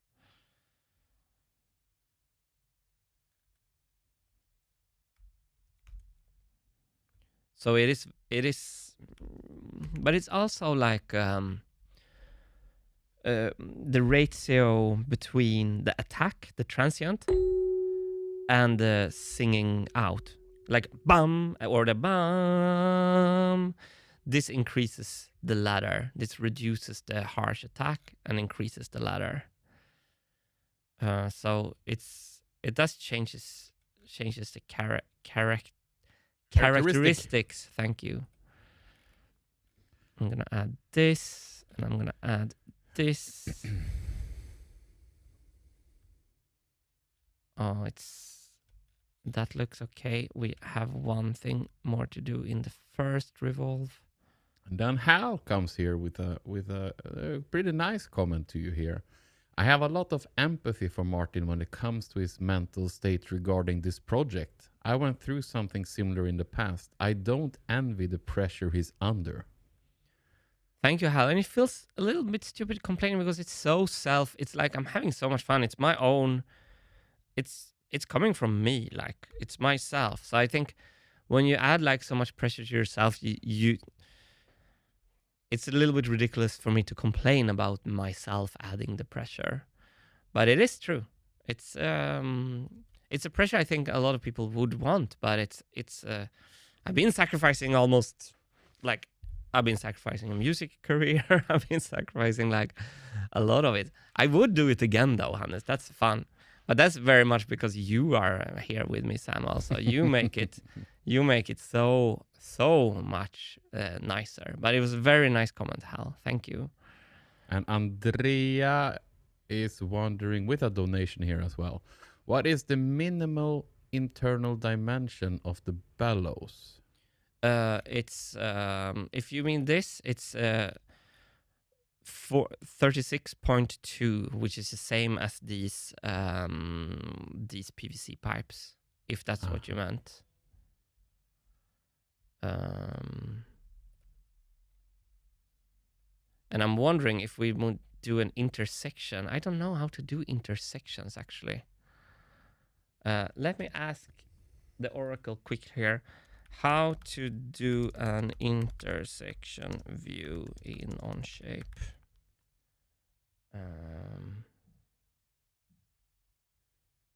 Section view. Take a look at Martin while he's talking to the Oracle, because I can do that. I can change the angles. Section view, inspection table. Let's see. Let's zoom in while he's... It looks like a cube cut in half. Let's take a look at him closer when he's working here. Gusset. Here we go. Wildlife documentary. Alt-C, section view, intersection curve. Look at that wild Martin doing his work. All right. Never mind.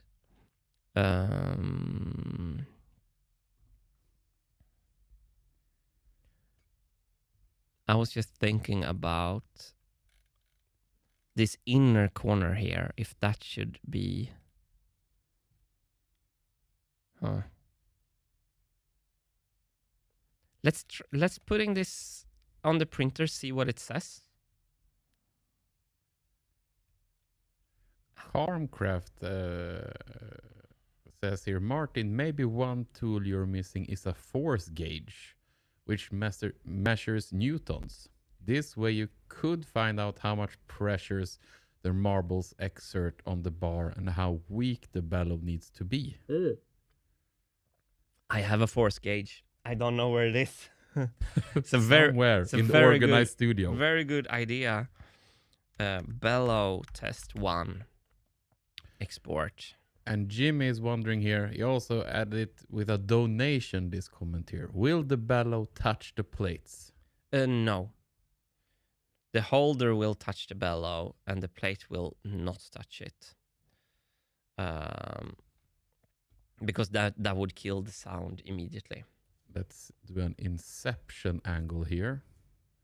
And we can see here that we have, we have 27 minutes to go on the print that is going in here.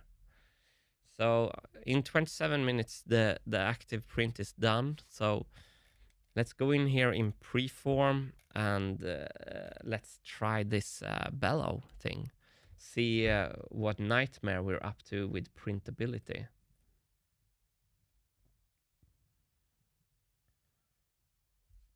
This is a much bigger part. It would be kind of fun to print this overnight, actually. Couldn't think of anything more fun.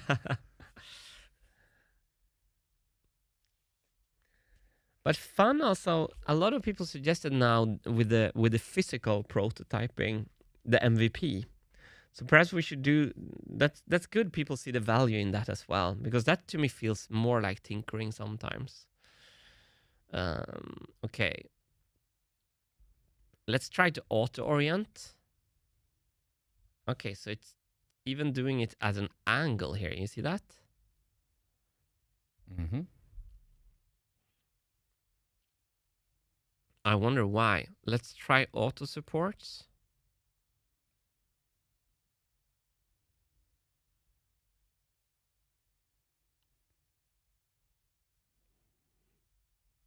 Because what I think is true is that we don't need support inside here. It's kind of self-sustaining everywhere. All the support we need are from our wonderful viewers, like this one from Martin with a donation here. And he says, I'm amazed your abuse of resin storage works out. Yeah, it's 5 months old, been lying in the printer for 5 months, and it's just printing. It's maybe the silicone resin is special. I think they went a little bit overboard with the support here. A little bit. I really hope that we don't need internal supports in this. I thought that we didn't. So let's clear the supports and let's do some manual support and see what happens. Perhaps I'm completely wrong here. I thought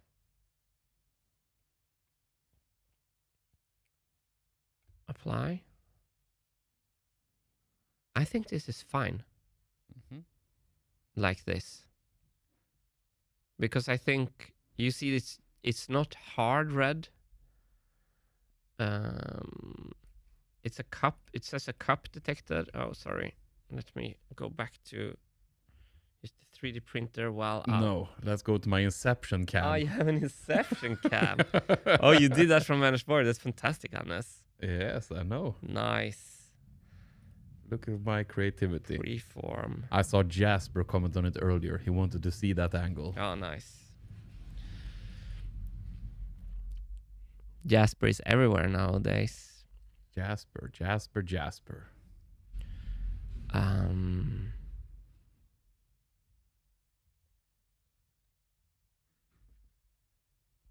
Yeah, I've never done anything like this. It's probably... I don't even know when to cut off the supports, before or after curing. Probably absolutely before curing. but the parts are really delicate before curing. I don't like that it does these ugly ones here. You see that? Mm-hmm. That feels, yeah. I think I'm gonna clear those I did, and I'm going to do a little bit less. Because you see, there's only like these really critical ones here. What if we only do the underside, like perhaps like so?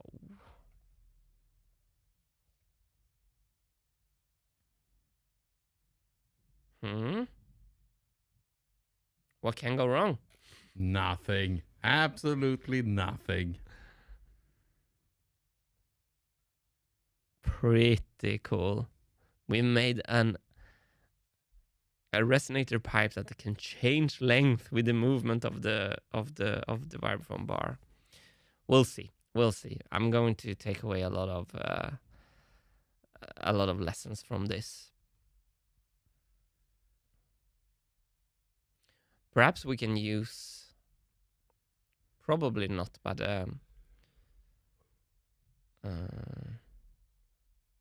I should have definitely like designed the top with the holder in mind so they could intersect and click into each other perfectly.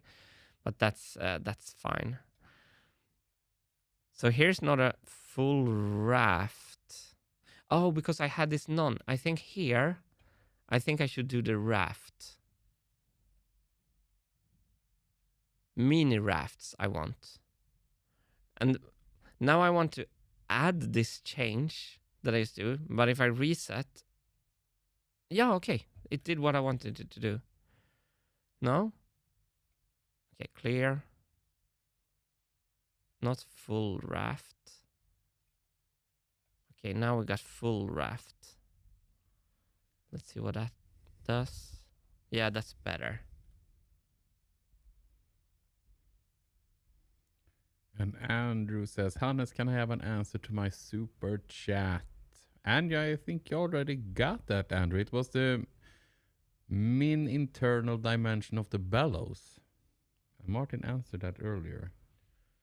And you know that by head, don't you, Martin? I think it's the like the PVC mean 40 milliliter? 40 40 is the outer dimension, and then the wall thickness is 1.9. So it's 36.2. 36.2. I think. There we go. So yeah, obviously the software isn't super impressed with me here. I have this idea that this will work. So I'm gonna run this print overnight. It's only 2 hours actually. I'm pretty surprised by that. 23 milliliters, and 1 liter is like 500 euros of this resin. So expensive. So yeah. Okay, great. Let's go back to Onshape. I'm gonna take a look at how the 3D printer is looking. Do we see anything happening on there? Okay, let me check the progress. It moved. It moved. Let me check the progress here. 22 minutes remaining. 22. Heck yeah. We will get it done today. I think that time is not always. It feels like that time goes slower than my clock on the computer. It's optimistic. It's a little bit. It's a little bit like me. I didn't want to say it.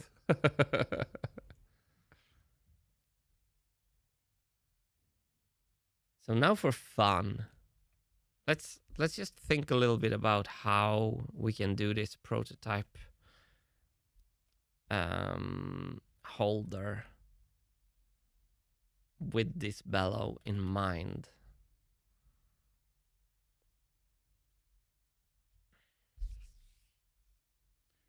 The supports will be impossible to cut out of those fine places. Rotate it 90 degrees.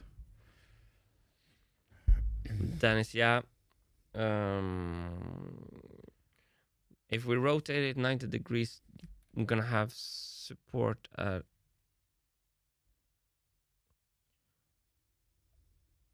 Okay, let me go back to see. Because if you mean print it like this, we need support between every layers. But perhaps we should print it on more on a 45.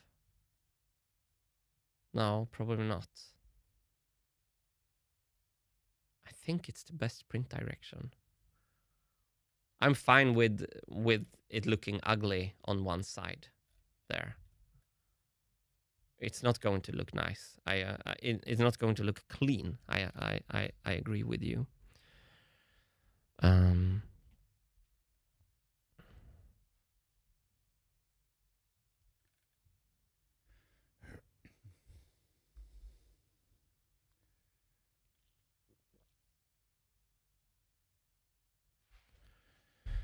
So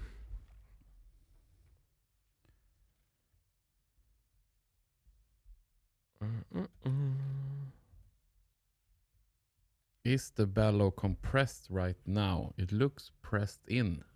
It doesn't look like it can compress a lot as pictured. it can compress 0.8 millimeter per layer. Okay. So it can't compress a lot, but it can, and it has 14. It can compress 14 times 0.8 millimeter free space to compress. It's an experiment. It's an experiment. Also, what we don't have here is the flap that should go up in this part to make it even more complicated. But now I want to think about how we can pass this with the actual holder. I think it should be...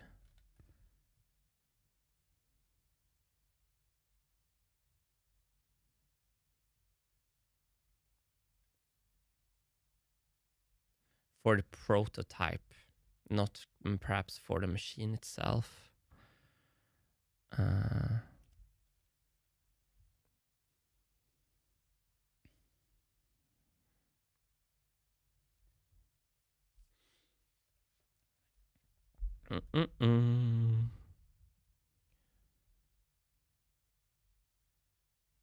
So I didn't really think this through.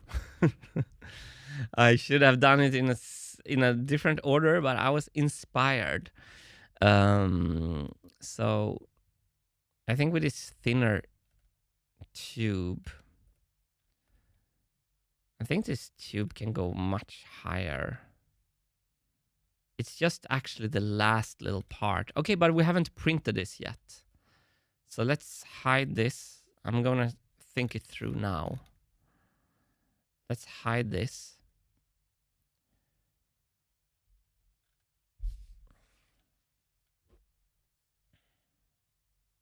We should add the flap probably to not waste the resin, or just print that thing to learn how it feels in our hands.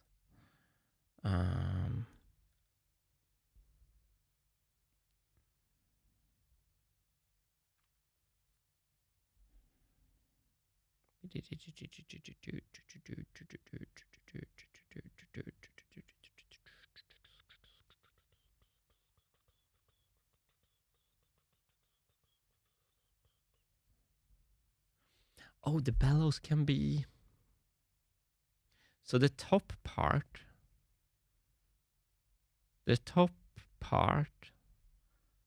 is the holder. Oh yeah, this can be good.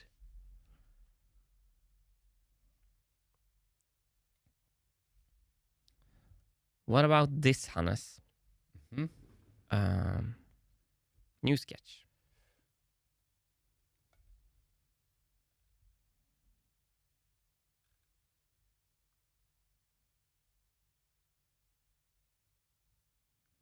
On a mate connector, and we choose the primary axis on our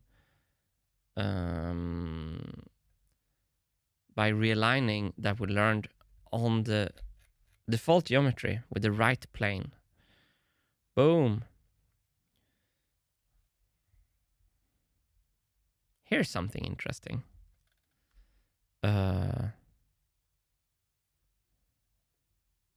So this is admittedly absolutely doing things in the wrong order, but that's I do that often. So the top part of the resonator pipe can be the holder.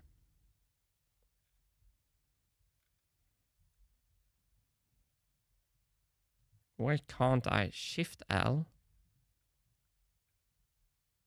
Shift L is perpendicular. Why can't I do this one and this one perpendicular? It won't. It refuses because I'm not. Am I not in the sketch? Am I taking crazy pills? Okay, I can't. Something is off. I can't edit a sketch.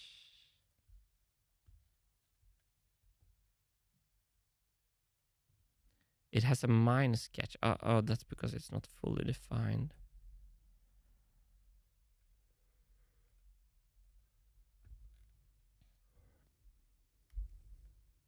Okay, let's redo the software. Reboot.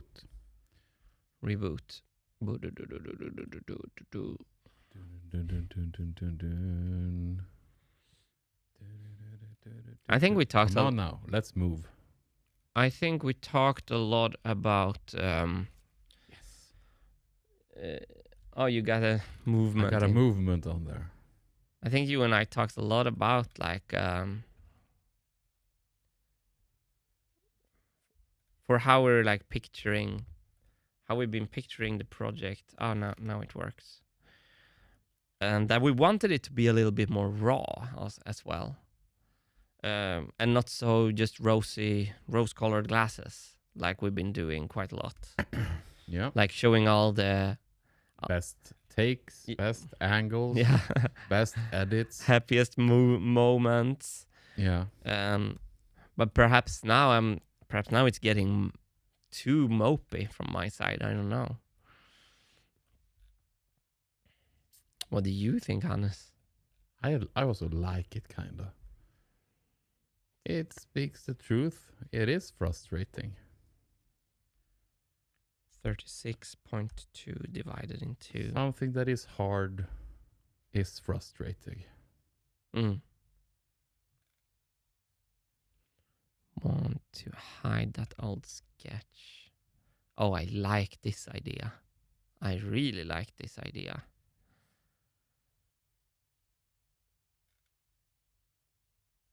So the top part of the resonator tube is the holder. And then we add our movable section below these two parts. So this can then be part of the rigid structure that holds the vibraphone bar. We also need to find out how the flaps are getting in there.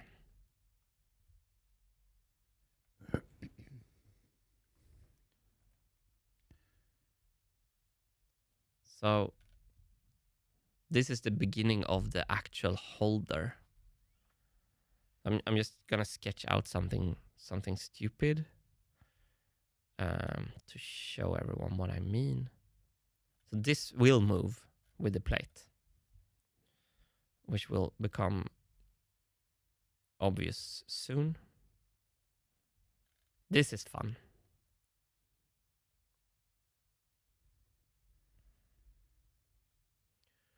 Jimmy here that says hard subject plus many backseaters. I'm one of them. Equals frustration. Nah, heart. That's nice of you. I would never want to call this intelligent chat for backseaters. Actually, even just in a lovely with a lovely tone. Then I guess.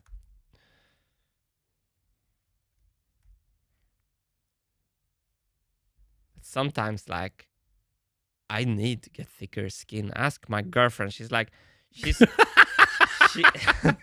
she says something about something, and I'm like replying to her.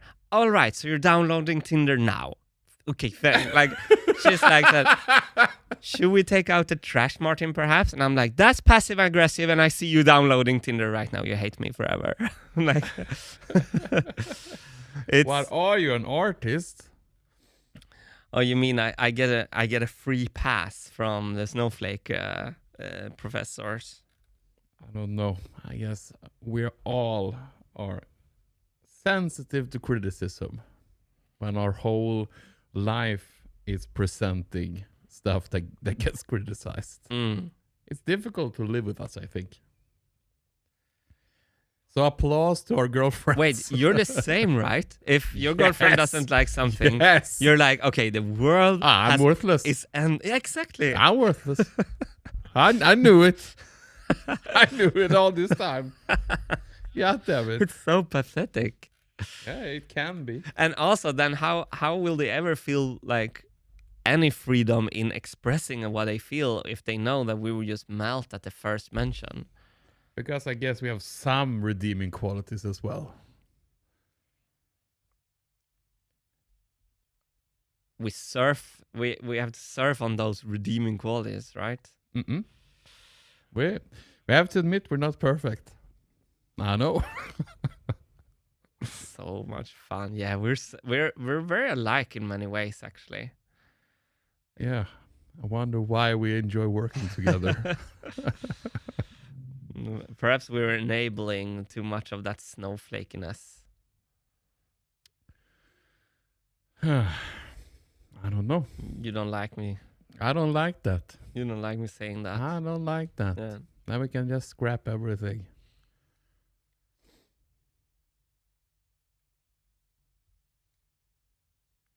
Okay, this sucks. I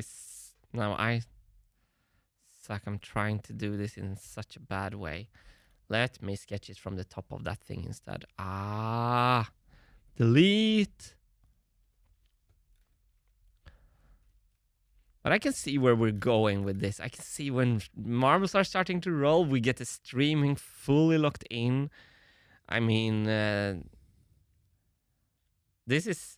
The dragons are coming, kind of. I do feel hype for the future with this. Chat really wants a sketch cam, and they want you to bring back pen and paper for faster brainstorming and faster... Yeah, it's a good idea.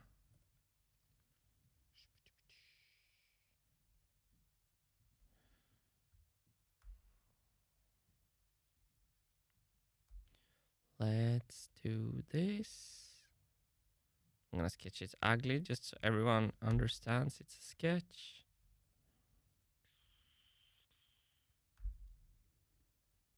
It feels a bit over-engineered for what it needs to prove. No, I see. I've been thinking about this for years after Martian X. So I've been having kind of these thoughts about this, and I think like you're right that a prototype should only be as complicated as it needs to be. But now you can start to see the idea here, Hannes. That this part attaches to the holder, and the top of the holder is the top of the resonator tube.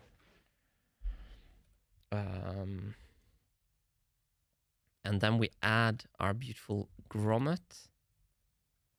Have you had the thought about an easy sleeve? I see that in chat as well now. Sleeve is a good idea. Which come back then to... Oh! Perhaps we can combine...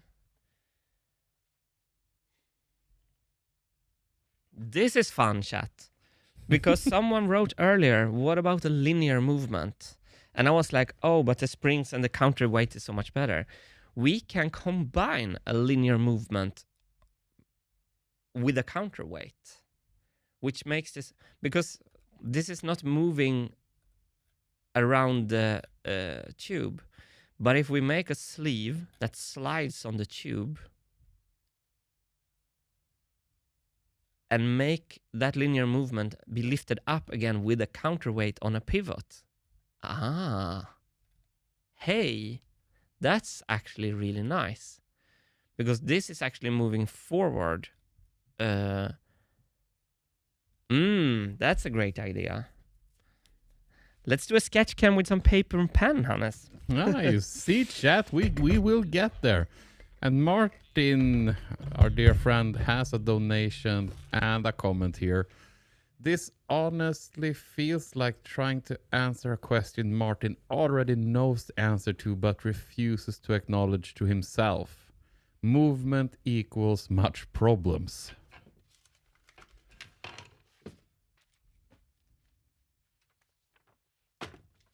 Sorry, I didn't quite catch you there, Hannes. Oh no, don't play that on me. I know you got headphones on. Sorry, I was getting sketched for this nice linear... No. I can't hear it.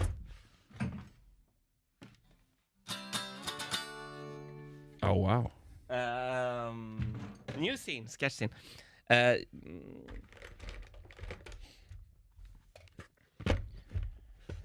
Paul Drover.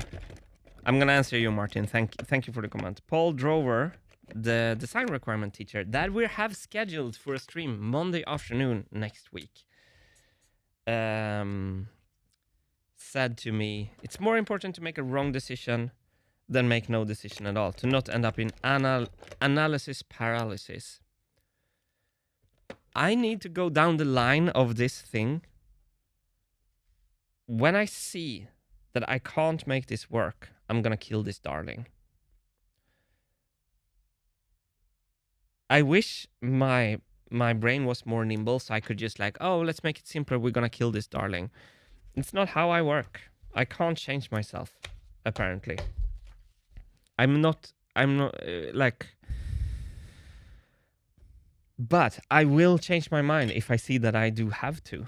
I think it's like all this time you're seeing me spending, it's not only on the movement. I'm building up the prototype that we're going to try the dampeners, we're going to try everything, we're going to try the marble drops, we're going to try everything. It's like I'm preparing like a little vibraphone laboratory almost. So yeah. It's...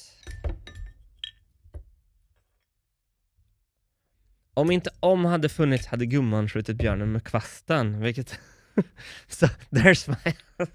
There you have it. Okay, we have a sketch cam. We have pen and paper. I'm gonna take which one? And adjust the Sony one, the XDA. The XDA is pretty nice. Hang on, I don't hear you now, Hans. Yeah. You have to entertain the crowd. Oh wow, he just leaves me hanging with you.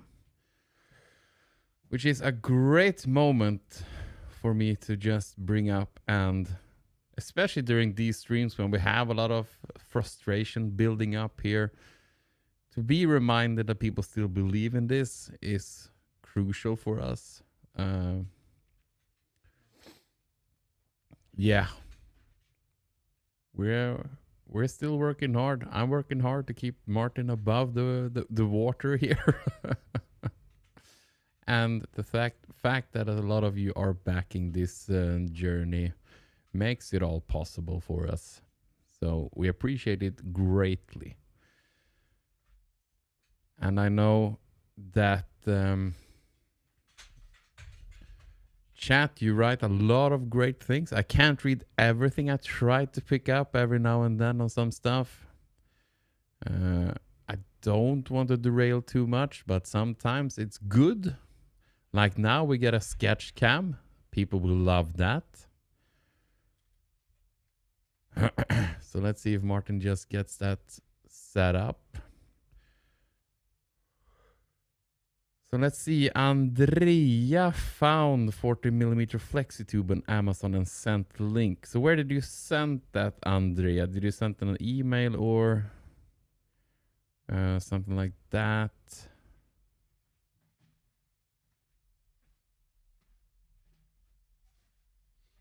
So let's see. Can Martin hear me soon? Can you hear me now? Can you hear me? Yeah, It's very dark, the image. Okay, we should actually do the sketch cam as a regular thing here. Let me try to fix the... I don't know the menus of that camera. I can do a lamp. Isn't it on the side thingy? The side wheel or what it was? Try then. So we can so you can see the sketches as well. So Andrea, I saw here that you found 40mm flexi tube. Can you explain where you sent it? You say here in chat. Okay. Historic moment here. That's right. So I will try to find your comment, Andrea.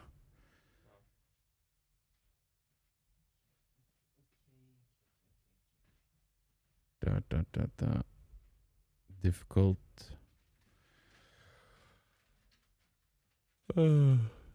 Scroll. Where do we have it?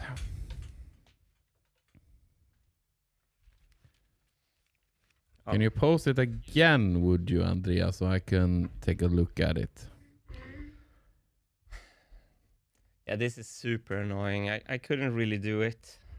We have to do a sketch cam as a standard angle. We have like... Okay. It's a super good idea from chat to have the sketching, actually. Andrea said that he found 40mm flexi tube on Amazon and sent link.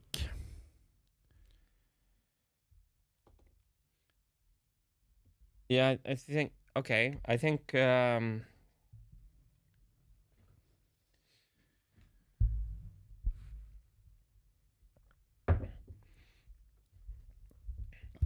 So is it a reseller that delivers to Sweden, or is it a reseller that delivers to somewhere else? Yeah, that's annoying. I can't fix that. Should we do with the A7 III instead?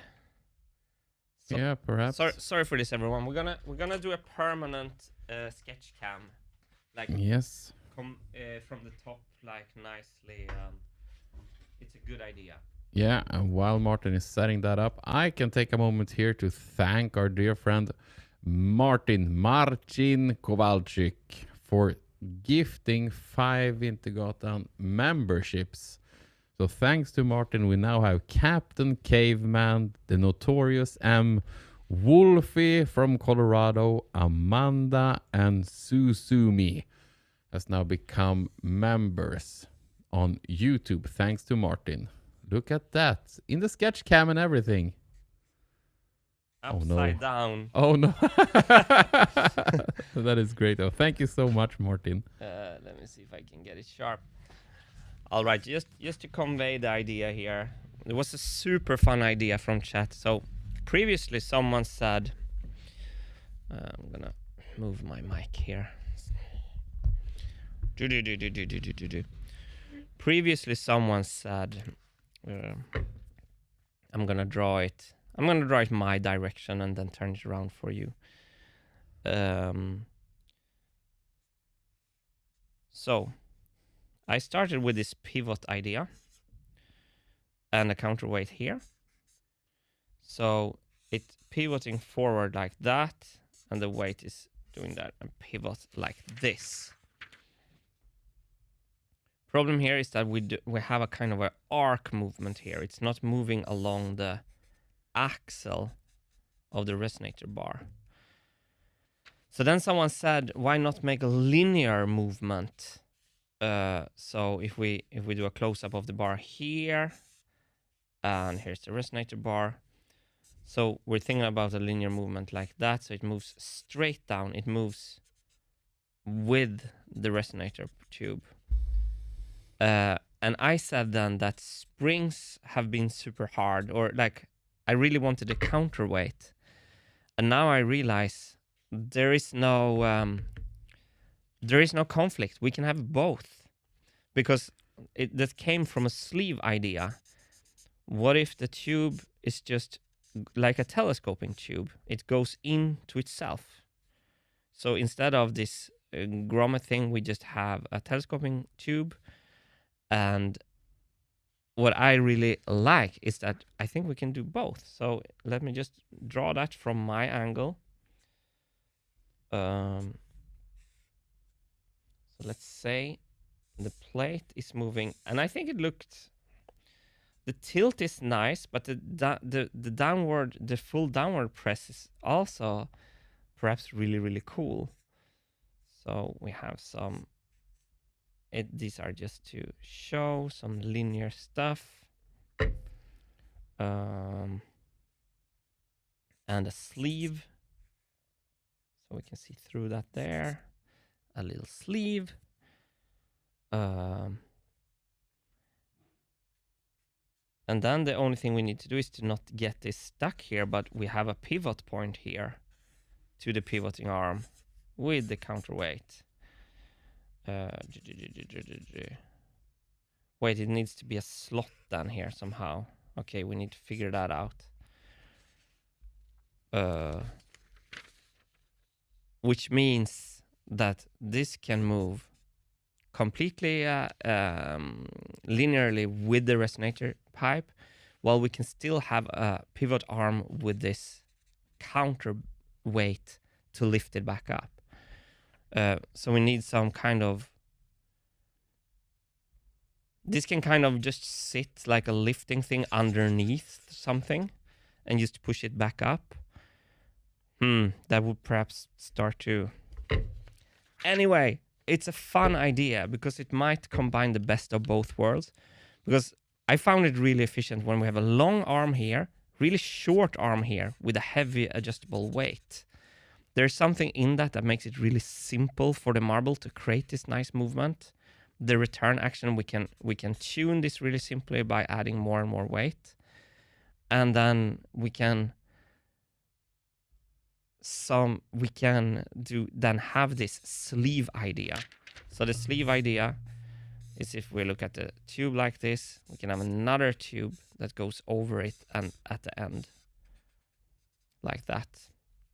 And then we can have, for example, in this tube, we can have the flaps. How would I draw the flaps? Like that from the side. The vibrating flaps. I never thought I could combine these two ideas into one. So that was a brand new idea from chat that I'm really happy about, because that could make our life so much simpler, actually. I don't know about the look, Hannes, when the bar is depressed straight down. Do you think that is worse or better, or you don't care? It's difficult to know before I see it. But I think this could.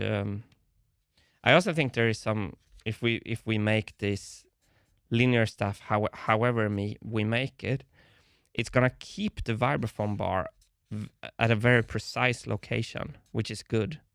They're not going to like move sideways. They're just going to be super controlled and feel mechanic, kind of.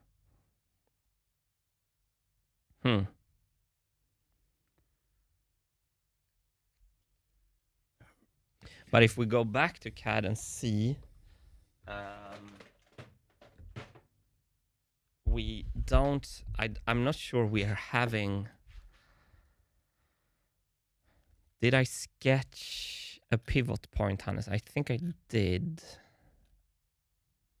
in one of these trial sketches.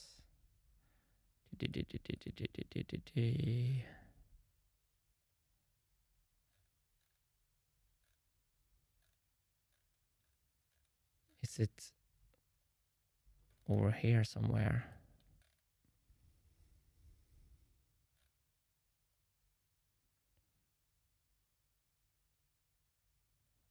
Here.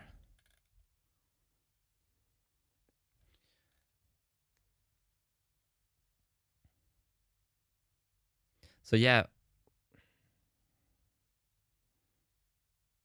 Okay, by the way, where does we want the marble to always hit the same point on the vibraphone bar, which is why we calculated exactly this pivot point. how is that affected by the linear movement?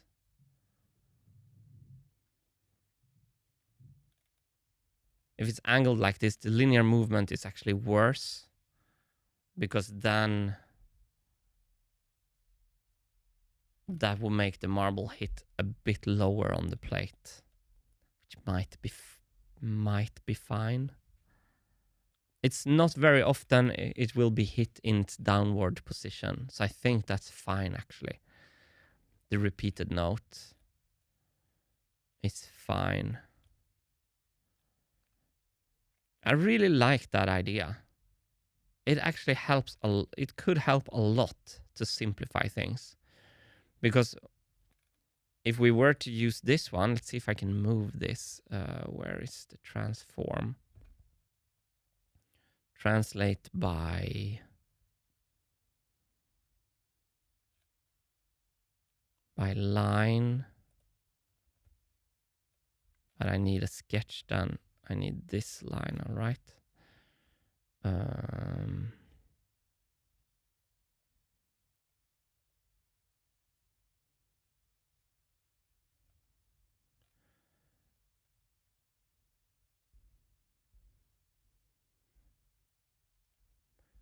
This whole thing would fall forward when moving from the pivot, making this whole gasket like wanting to go forward, and having it move just linearly together with this would make everything so much easier for the vibrating flaps. It's a great idea from chat actually, or the combination. Jimmy says here, for the highest notes, changing the tube by 1 centimeter can make it sound 2 notes away. I don't see a world where this can sound decent. It's so the thing is, Jimmy, the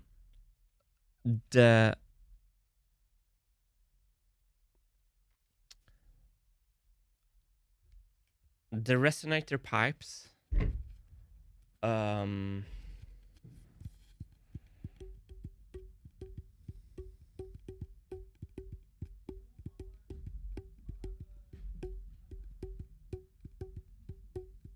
they have like a tuning.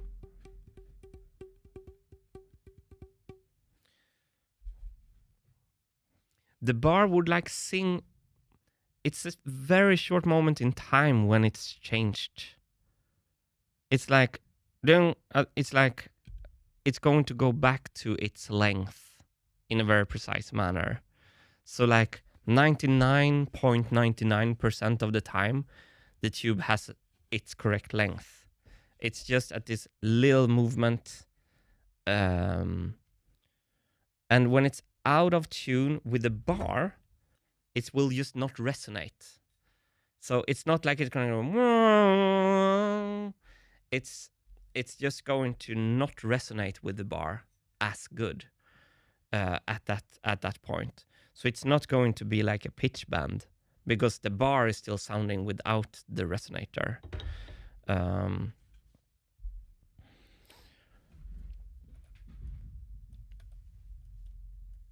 I really like this idea of the sleeve, because then the holder can basically just slide outside on the pipe.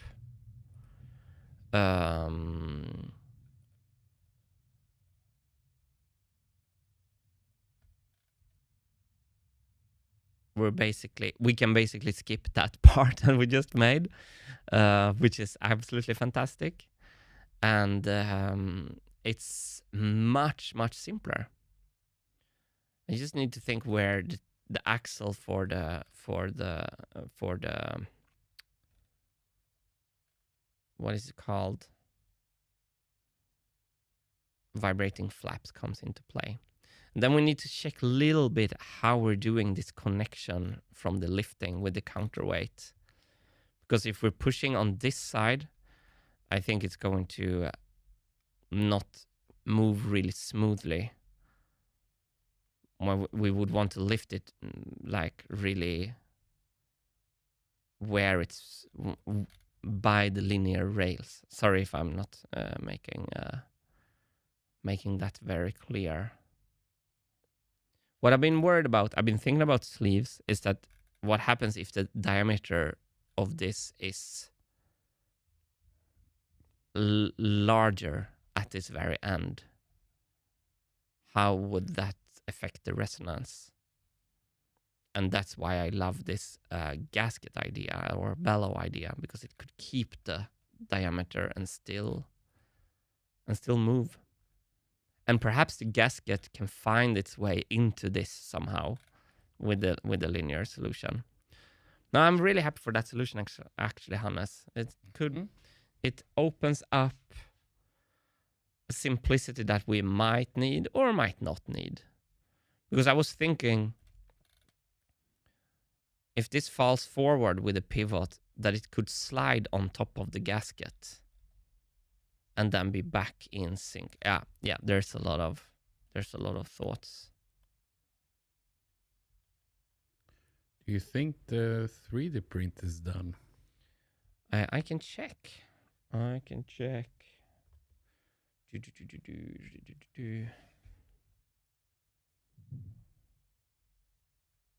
No active prints. It's done. It's done. Okay. I wonder if you should entertain the audience. If I go in and clean the part, you can film me. I don't think I can talk. I'm gonna leave the wireless so you don't have the static. Okay. So you have connection with the camera, I guess. I can show my messy process of cleaning the printer. Okay. Should we do that? Do that. And let's see, chat, you will have to entertain me as well. Throw some questions my way and I can try to answer them. I can't answer all the complex stuff that Martin knows everything about, but I can try my best. What did chat think about the combination of linear plus pivoted counterweight? It's a little bit all over the place. Okay. Right now with chat. Okay, let's go in and cure the print. Let's go in and cure it. So I can't talk to you. Oh, I can maybe. You know what we can do, Hannes? I call you. You put the phone on the. I'll call you and you put the phone on your mic. Okay. That's gonna sound fantastic. We should have Sonobus on the phone. I'll call you on an audio network audio call. You just put the speaker on your mic and it's gonna sound cool.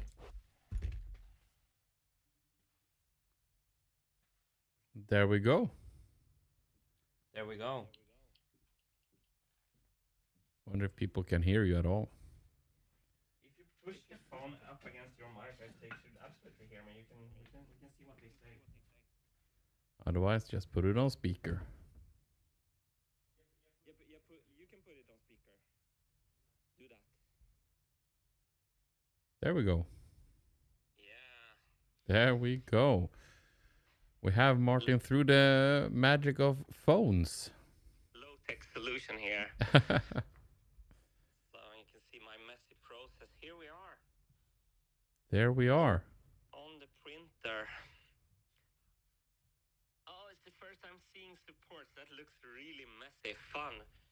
So I'm going to be working here on the desk. So I'm going to see if I can move the camera so you can see a bit better what I'm doing. Can you see down here, Hannes, if you follow my hand? Yeah. No, I mean on the table the camera is on.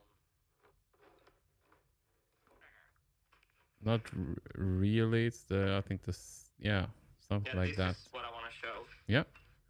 You see here? Yep. Okay, because this is the support for the printing plate when you want to clean the parts. Okay. I'm gonna put it here.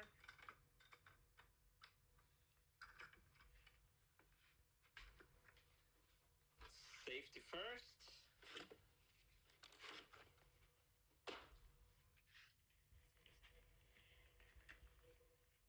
They have trouble hearing you though. Okay. Let's see. Are Sounds like you're an astronaut in orbit.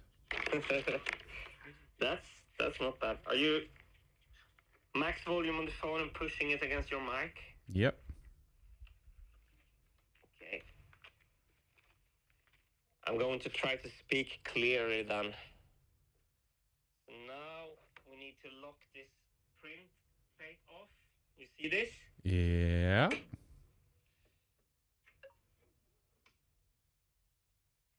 So, and then the print goes on to that one. So that's kind of holding this while we're cleaning the build surface.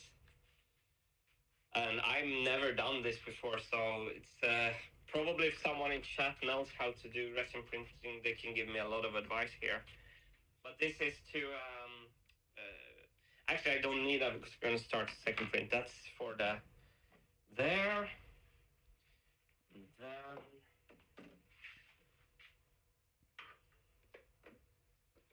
I'm going to take this off.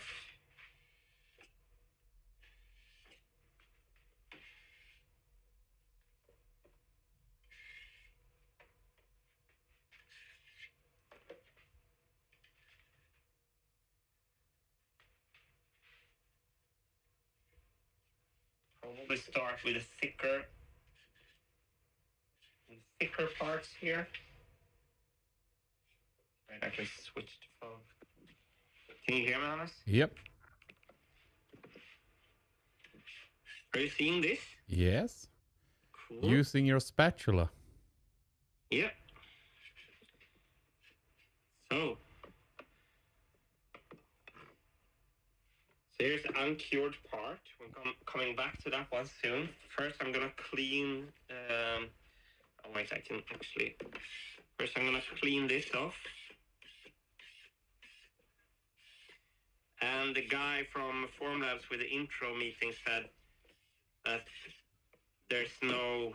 I don't have to worry if I make marks in this print surface. That just makes the first layer adhesion become even better. Okay. So if this becomes worn. Then we're having this stuff, the isopropanol, which is like some kind of pure alcohol. And so I'm just cleaning the build plate with that. Yeah.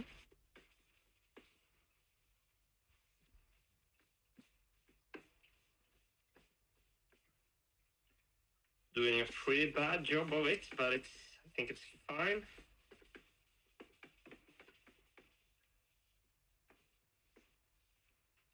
All right. And then we put the build plate back in and it's ready for the next print here. Okay.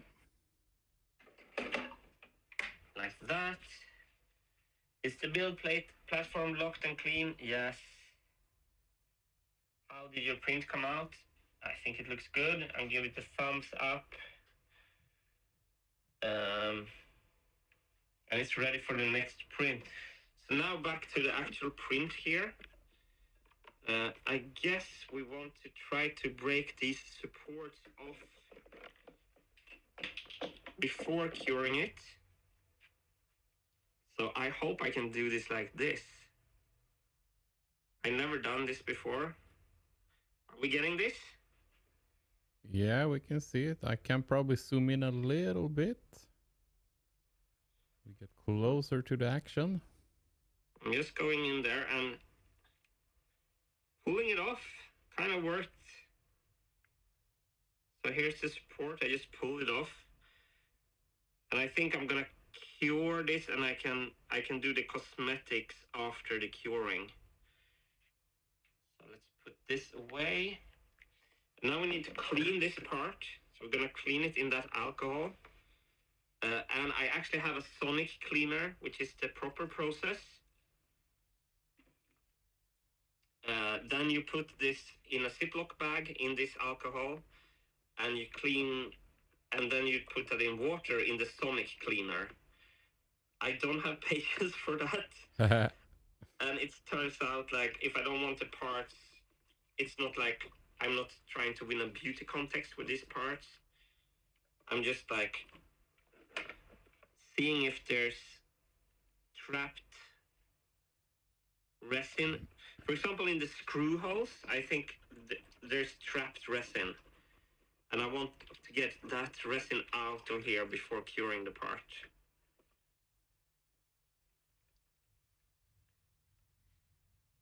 Can I see through the screw holes? No, they look... I hope they went good. Perhaps I need something to stick through there to get the resin out. I can use some 3D printed filament, perhaps. 3D print filament, I mean. So I'm taking just a bit of filament. Oh, there's through holes, but there's a lot of resin in the holes here. I don't know if you see that coming out there. I'm enhancing. I hate the smell of chemicals. It's not for me. This feels so dirty too. It's not like woodworking or anything. It feels like I'm killing a lot of the polar bears here. I'm doing it like this.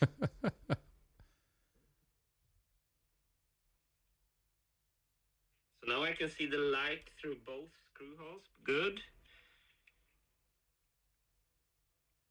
Feeling the pre-tension here. Like it's not cured yet.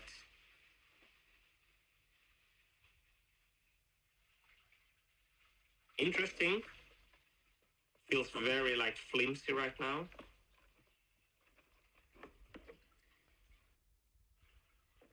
So I should probably clean this much more, but I don't really have the patience for that. Great. Now we're going into the last step here, the curing. I'm just gonna get some... I think normally you don't want to like mistreat your parts like this when they're not cured. You want to just handle them with care and have them like clean themselves or something. I figure this is actually working really well for me like this.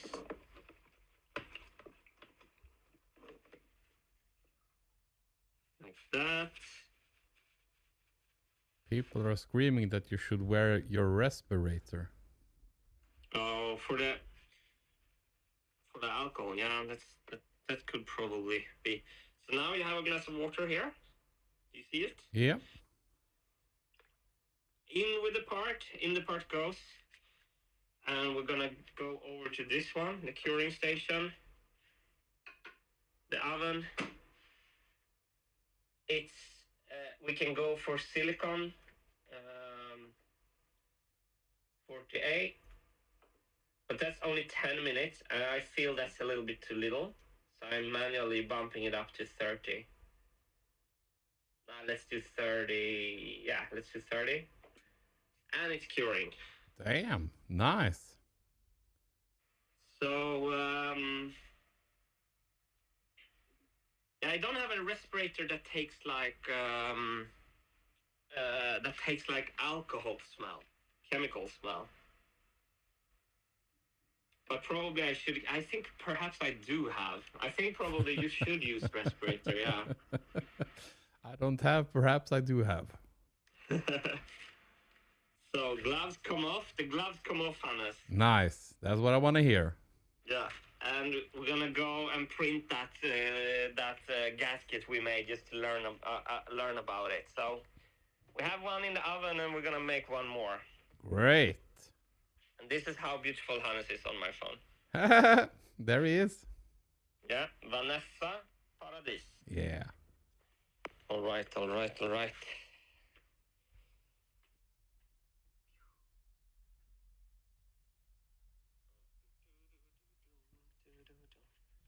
Let's see if Martin comes back somewhere behind all this packaging.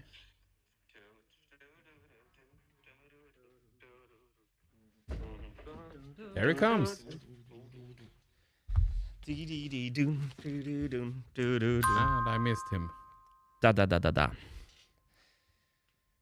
All right, let's do... I want to try printing this one to learn. And perhaps we proved everyone right in this stream that we should think more theoretically before. Because basically by the end of the stream, we decided that we were doing the wrong solution. But also, like, would we have found that mix of solution. If I wouldn't have sit here talked to you and everyone, I don't know.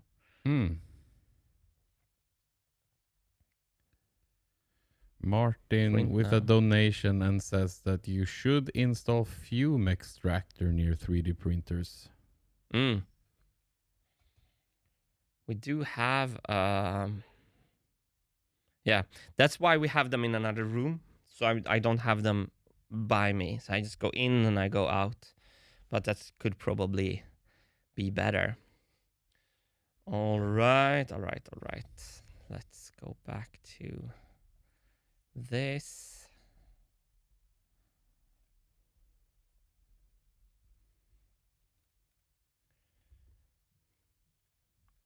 The linear movement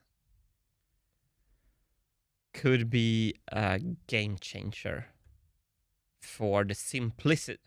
For to make the simplest would be to have no movement, absolutely. But the linear movement could be really good. We have to then see that the marble is not hitting the sweet spot if it hits it when it's down. But if we make a quick sketch here to see how much off the hit point it's hitting,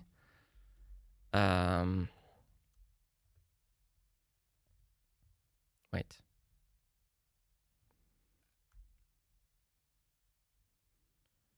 So if we're doing this perpendicular, so it moves, let's say it moves 12 millimeter.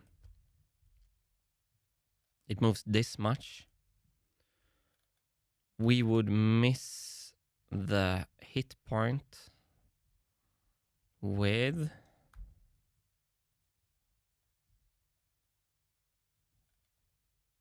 4.3 millimeters. And when I play these bars with my mallets, I feel the sweet spot to hit them is much larger than that. So I think that could be fine.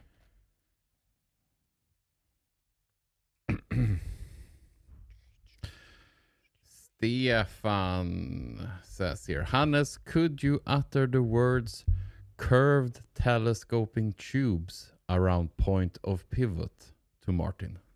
Curved telescoping tubes around point of pivot, Stefan. Curved telescoping tubes around the point of pivot. 3-minute warning, Martin. So basically what you're saying, Stefan, is that we could actually make an even more combination that just curves the end of the tube in the same... that's also interesting, Stefan. I've been thinking about something like that as well. So it would be lots to think about. And I think I feel this is where Marble Machine 3 starts. I feel so happy to be solving this one issue. I feel like we've been doing great work. So yeah, today we designed, let me show you what we have done today. Thank you, Stefan, for the curved tubes. Back to reality. Back to what Jesper wanted us to do. Talk about more solutions. So we have been brainstorming today here. Keep plate still. Curved tubes around pivot is another one from Stefan. Very interesting. Linear movement supported by pivoting counterweight. Make top of resonator expand. So all of a sudden we have 5 ideas here instead of 3 like we started. Really good. I'm going to see if I can show. So hide other parts, hide sketches. We made this inward holder for an inward pressure. All right, so we made this inward holder for inward pressure. It's curing right now. And then we had a philosophical discussion about how to spend our time. And I'm well aware I'm not doing perfectly there, but also I'm managing my mood as well, doing what I think is fun and inspiring to get like more juice in the tank to like push and never give up on this project. So tomorrow when I get to work, I have this part printed. I think it's interesting how this part works out, regardless if it's going to be used or not. I'll take all the feedback from chat to heart that I will need. There's 10,000 parts in this machine. If I spend 2 months on each part, the machine is ready by 2,333. So I'll take like that you want me to try to be efficient, but it's also, we make a deal. You can take that. It's really, really hard for me to go from being how I am to being just strict and disciplined at all times. I need to like, I need to follow my own inspiration sometimes. That has, when I stopped listening to other people and just did what I wanted to do, has always been the stepping stones in my career. That's where everything took off for me, when just listening to only myself. So I'm trying to navigate both of these worlds, because I know the feedback from chat is correct in theory, but I also know how hard it is for me to implement it in. It's easier said than done, basically, for me. That's where we have the nuance between what should be done and what I am doing. So yeah, without further ado, thank you, Hannes, for being here with me. Thank you so much. What a day. And tomorrow you will be busy with a Wednesday video. Tomorrow, I think I'm going to try to rescue the sad excuse for a video that we tried to make last week so I can stomach publishing it. So we have some kind of summary for the people who are not into the live streams. And then we'll be back live streaming on Thursday. And next week, I'm not making the summary video. Next week, the team will make the summary video. And I will be also live streaming probably on Wednesdays. So it's going to be a fantastic ride. So yeah, thank you everyone for being here. And most of all, Hannes, right? Oh, yeah, of course. I will always be here. So let's end this the way it started. I don't remember. Just okay.